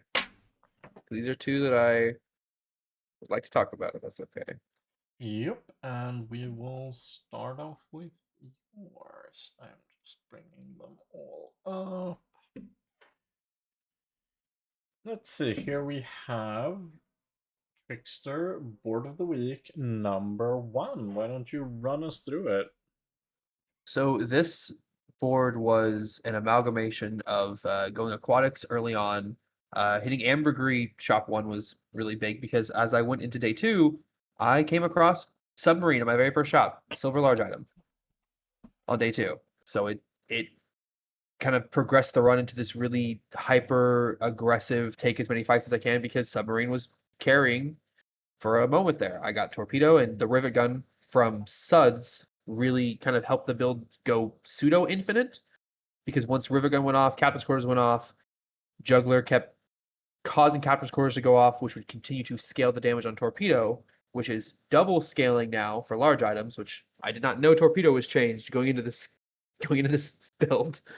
But the double damage scaling on torpedo from large items is a lot of damage.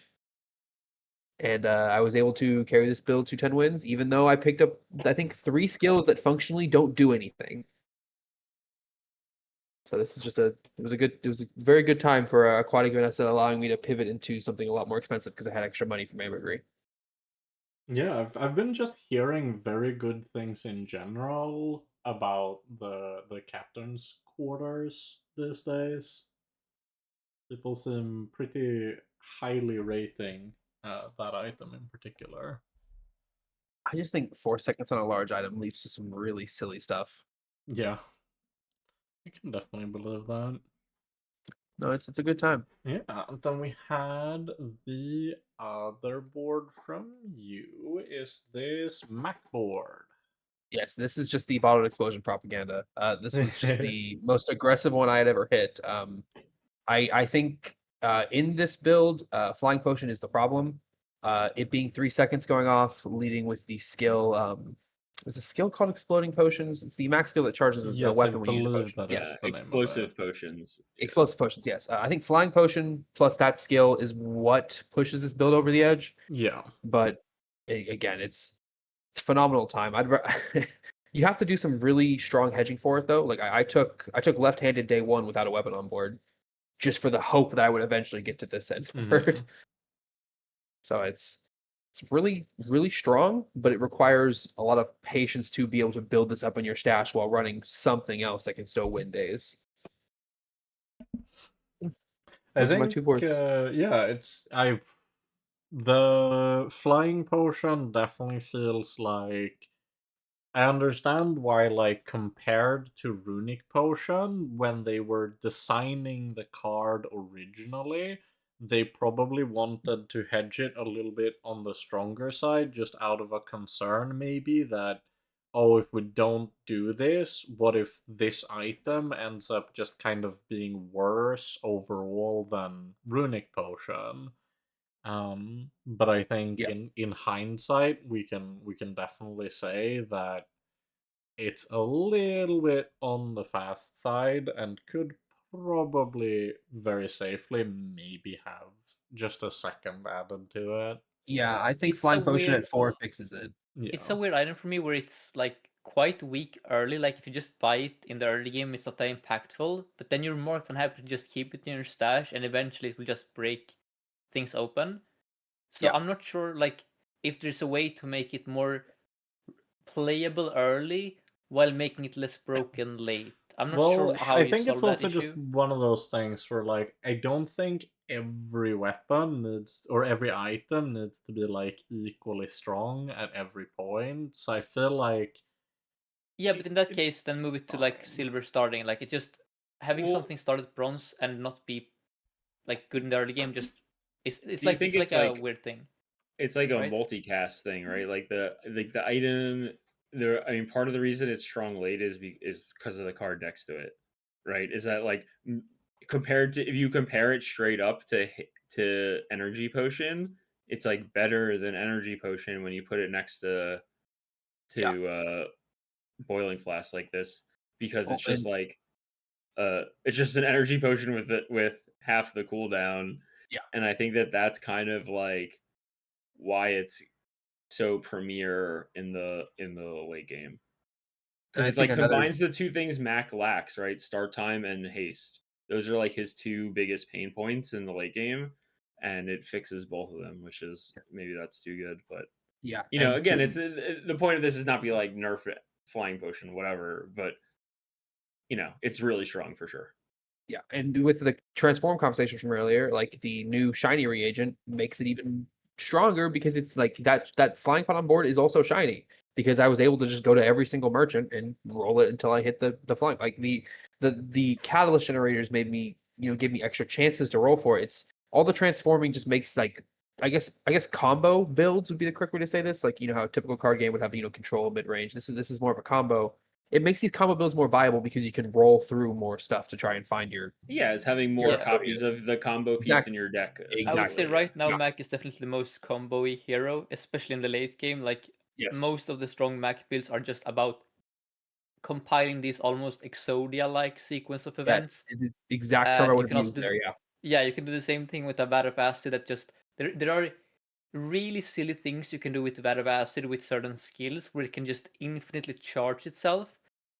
Partly sometimes because there's a weapon tag or like there are certain just Mac is probably the hero with the highest ability to break builds based on skills. Like maybe you can make an argument for Stealth 2 right now, but just I feel like Mac has so much potential energy when it comes to creativity and creating broken stuff. But it's like the kind of broken stuff you can't just replicate. It's like on the spot stuff. Like, oh god, I have a Yeah, bad of acid. It's a Stell has way property. less charge stuff than Mac does from her skills. Stell Yeah, has way more like crit or flat like stuff that in a sense are not as like game breaking the way charge can be. Like charge can yeah. enable things Just as that an non-charge can't come close to. example, so for example, I had a Battle of Acid game the other day. I went into the duel shop, I see Dino Saddle, and I'm like, oh nice, those are a bunch of tags. But no, wait, shit, my it's already a vehicle. Maybe I should. That is just a multicast Battle of Acid right there. Like that's the kind of like the Mac bullshittery. Like I don't know what to call it. Like he just Mac can just do these crazy things because his items interact with like charging and tags in a really interesting way. Like I don't know, I think that is part of why he might be sort of broken sometimes a lot, but like it's also not the kind of forcible broken for like whereas if like a duel is really oppressive, it's because you can just force the same strategy. On Mac, it's there is more like I don't know variation involved every time. So that's Yeah. that. Yeah, this was just my off tangent on why I think Mac is like the most combo centric hero currently. Well, and I think he can really terrorize with different monster skills and PvE encounter skills because he has access to almost every mechanic in the game in his natural kit. Like there's going to be those instances where you hit equivalent exchange on Pig and you can't use it. Like unless you hit a really interesting enchant, you can't really use equivalent exchange super well on Pig. But with Mac, you can hit almost any really interesting monster skill and probably do something with it because Mac has almost everything in his base kit. Like he has like so much potential energy in his kit that if you just need one small broken thing to pivot into and you can go to the moon. Yeah, that's it's that is why Mac is so fun. Like there is so much. He has so many. Should we call them like status effects or like tag is not the right word, but he has so many different like properties to his items, if that makes sense. Which That if you just makes sense a lot with like the theme, right? Of the yeah, of an alchemist. alchemist, yeah, for sure. Like all these different elements, and then you just find one to squeeze, and then it just blows into something crazy. It's really cool, I think. Yeah, agreed. All Well, right, there we next go. board. Yeah, Let's see it. I got 2 more for us actually. We have 2 All right, viewer we got some submitted boards this viewer week. submitted. Hell yeah! Yeah. These are the ones I like to get a little harsh Yeah, with. it's very funny. So we have this is another submission from a viewer that we've had a couple of times, Cranberry. But it's almost like he watched last week's podcast and decided to just completely one up the style boards. So I don't know, I'll let it speak for itself, to be quite honest. Oh my god! All right. To be fair, like this board is cool. The thing though is that it's like a little like, let's be real, this is paper airplane. It's like paper airplane sandbags. Like, it's just how to say the broken cards here are actually the Stell cards. I don't And know it's that I not would the necessarily say that. I think even if you don't have broken style cards, if you have both Yeah. the Watchdog and the Dragonheart, I think you can assemble any number of boards that will be very Yeah, not I was gonna okay. say the opposite. I think the paper no way. airplane This could is be paper anything else airplane here. carry. You It's just need the balloon obsidian. engine. It's even obsidian on the balloon engine with the Dragonheart. I don't think you Yeah. need like any of I the would go as other stuff far right as to now. say that the sandbags are like overkill here. They probably just die. Like you could run Clockwork Disc and a It's firebomb or something, it's and you'd be even just got fine. that's expert pilot, right? For the balloon engine. It's a vehicle, I think. Yeah, it is. Yeah, correct. Yeah, so the 30% bonus on the No, on I the mean you obsidian. need the paper plane to land. Otherwise, this does Oh. it like stops doing anything. Yeah, I think but like I think you could just run it with like any stopper or free Yeah. There's fall other things you could or do. There's other things you like could do. disc or what have you. You're fine. I think the scaling on this They're is just trying to troll definitely me though at this point with the both legendaries. Like, come on. yeah. And it's a 10-0 too. This is Oh, another and one. would It's you just like, believe me was if any of this needed? Was any of this necessary? would you If it believe have just me if had I like, said that this is the less high roll board of the two? I mean, There's I no would believe way. you. Yeah. Yeah. So What is the other one gonna have on it? the other one is submitted by Sans Nickel. And it is shiny bin with frozen bin with a shiny frozen potion. All right. The reason he sent you this screenshot is because I'm guessing he lost.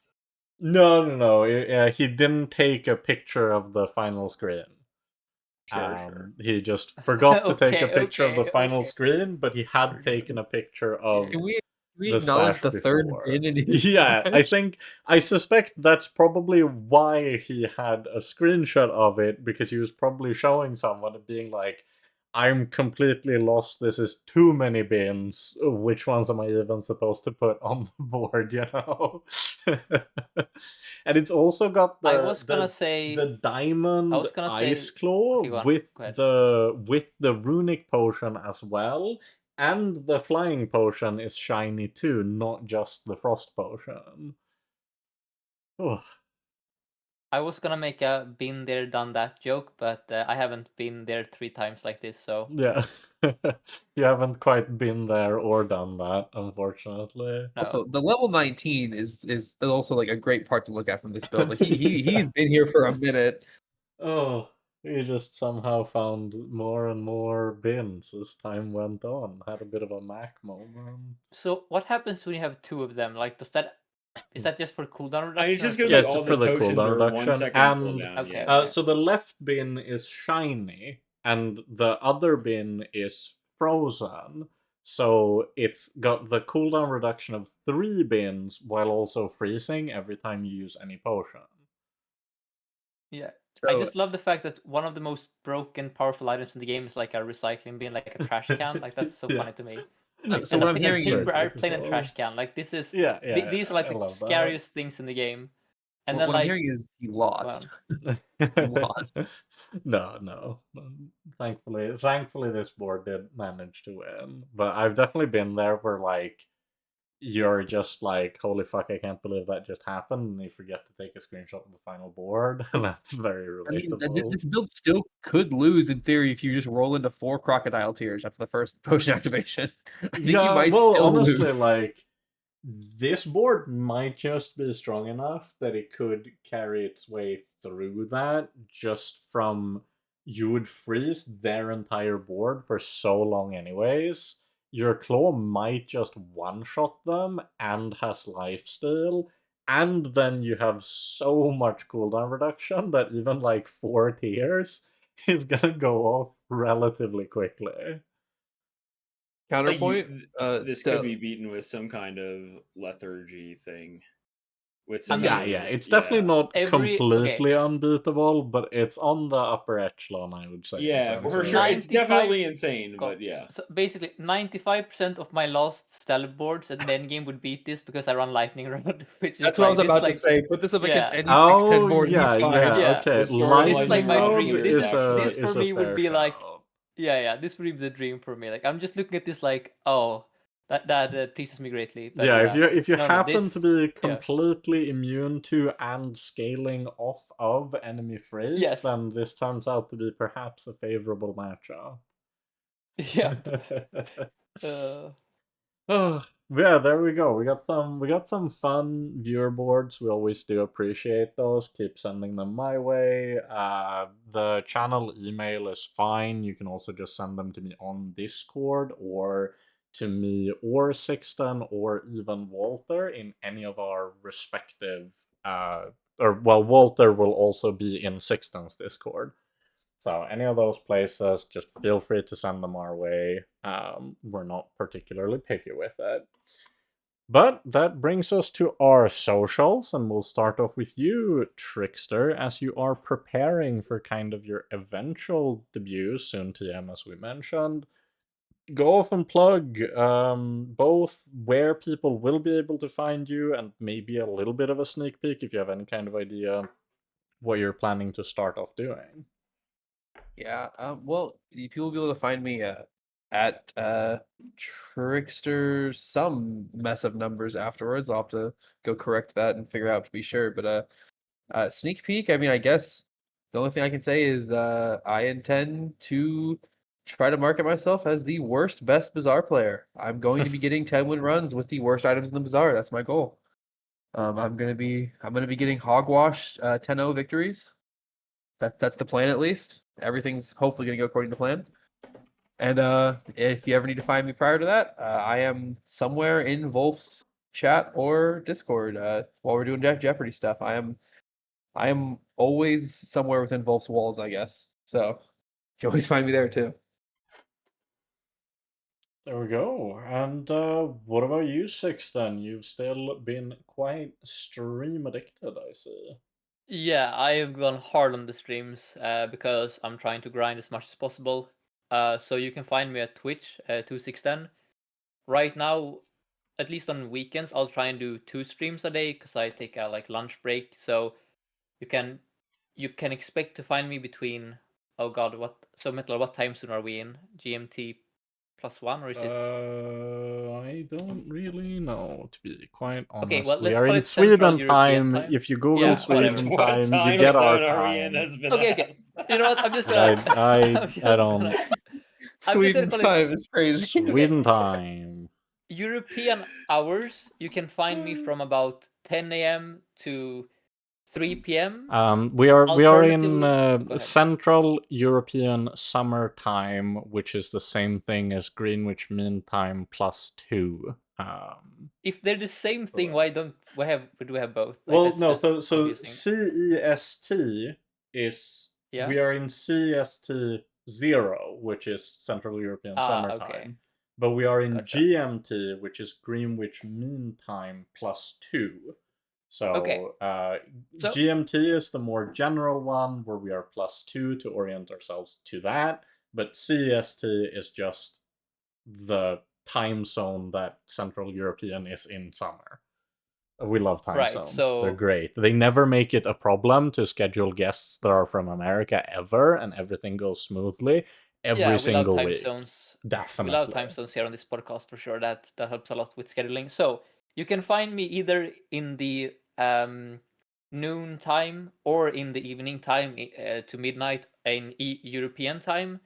And I currently aim to just try and teach people how to play Stell, but eventually I also want to move on to showing people Mac. So my I'll give goal people within, an go ahead. advice too. Like, if you just want to make it easy for yourself, join Sixten's Discord. There are pings when he goes live. Yes, I That always is the think, yeah, easy that is also way. true. But basically, my dream within like 7 days is to do one stealth game, Mac game, stealth game, Mac game, because I love both heroes equally. In fact, I might even prefer Mac, but don't tell my chat that yet. Like I still want this to be somewhat of a surprise that I'm just gonna on a stream just stream Mac as if nothing has happened after streaming stealth for like 100 hours. So basically, if you wanna get better at Stell or Mac, you can come and watch me. I'm live a lot of hours currently. I also have a YouTube channel, same name, 2610. I still haven't posted my late game Stell guide, but in my defense, it's because Stell's late game has continued to evolve. I feel like every time I'm about to post that guide, I discover like a new cool build that I have to add as a slide on the like presentation. So that guide will hopefully come. I can promise the guide will be out before Jules is out. Like that, I can assure you. And other than that, I upload some highlights from cool games. Classy, who we had on last week, did a like coaching session on stream with me. I'm probably gonna upload that as a VOD because I think it makes for great educational content. And then I have a Discord, which is always linked in the description. Yeah, that's all for me. There you go. And Walter, where can we find you when you're not bouncing around in your hangar? You can find me in the Eastern Standard Time Zone. That's EST. Makes sense. Finally, me myself. You can find me on MetallFenix on YouTube and Twitch, two L's and an F, same name as on the screen in the description. I mostly make guide-focused content these days. I have a few ideas. It's mostly just the time plus energy plus work equation, same as it ever is for all of us, I think, to be quite honest. But I have some stuff that I'm planning to do now that I've been playing more Mac. I do kind of want to update the Mac overview since it's my oldest one and it's extremely outdated, and it would just kind of be a lot of fun. But I also have a few like smaller, more conceptual guides that I'd like to put out. So if any of that sounds interesting, come subscribe to me there. Recently hit 1,000, so very stoked about that, to be honest. And as per always, for the podcast itself, you will be able to find more episodes on YouTube, Spotify, Apple Podcast, or via RSS feed for your podcast listening app of choice. We'll be back as per usual next week with another new guest, and I hope to see some of you there. But in the meantime, I hope that wherever you are having a wonderful morning, day, evening, or night. And until next time.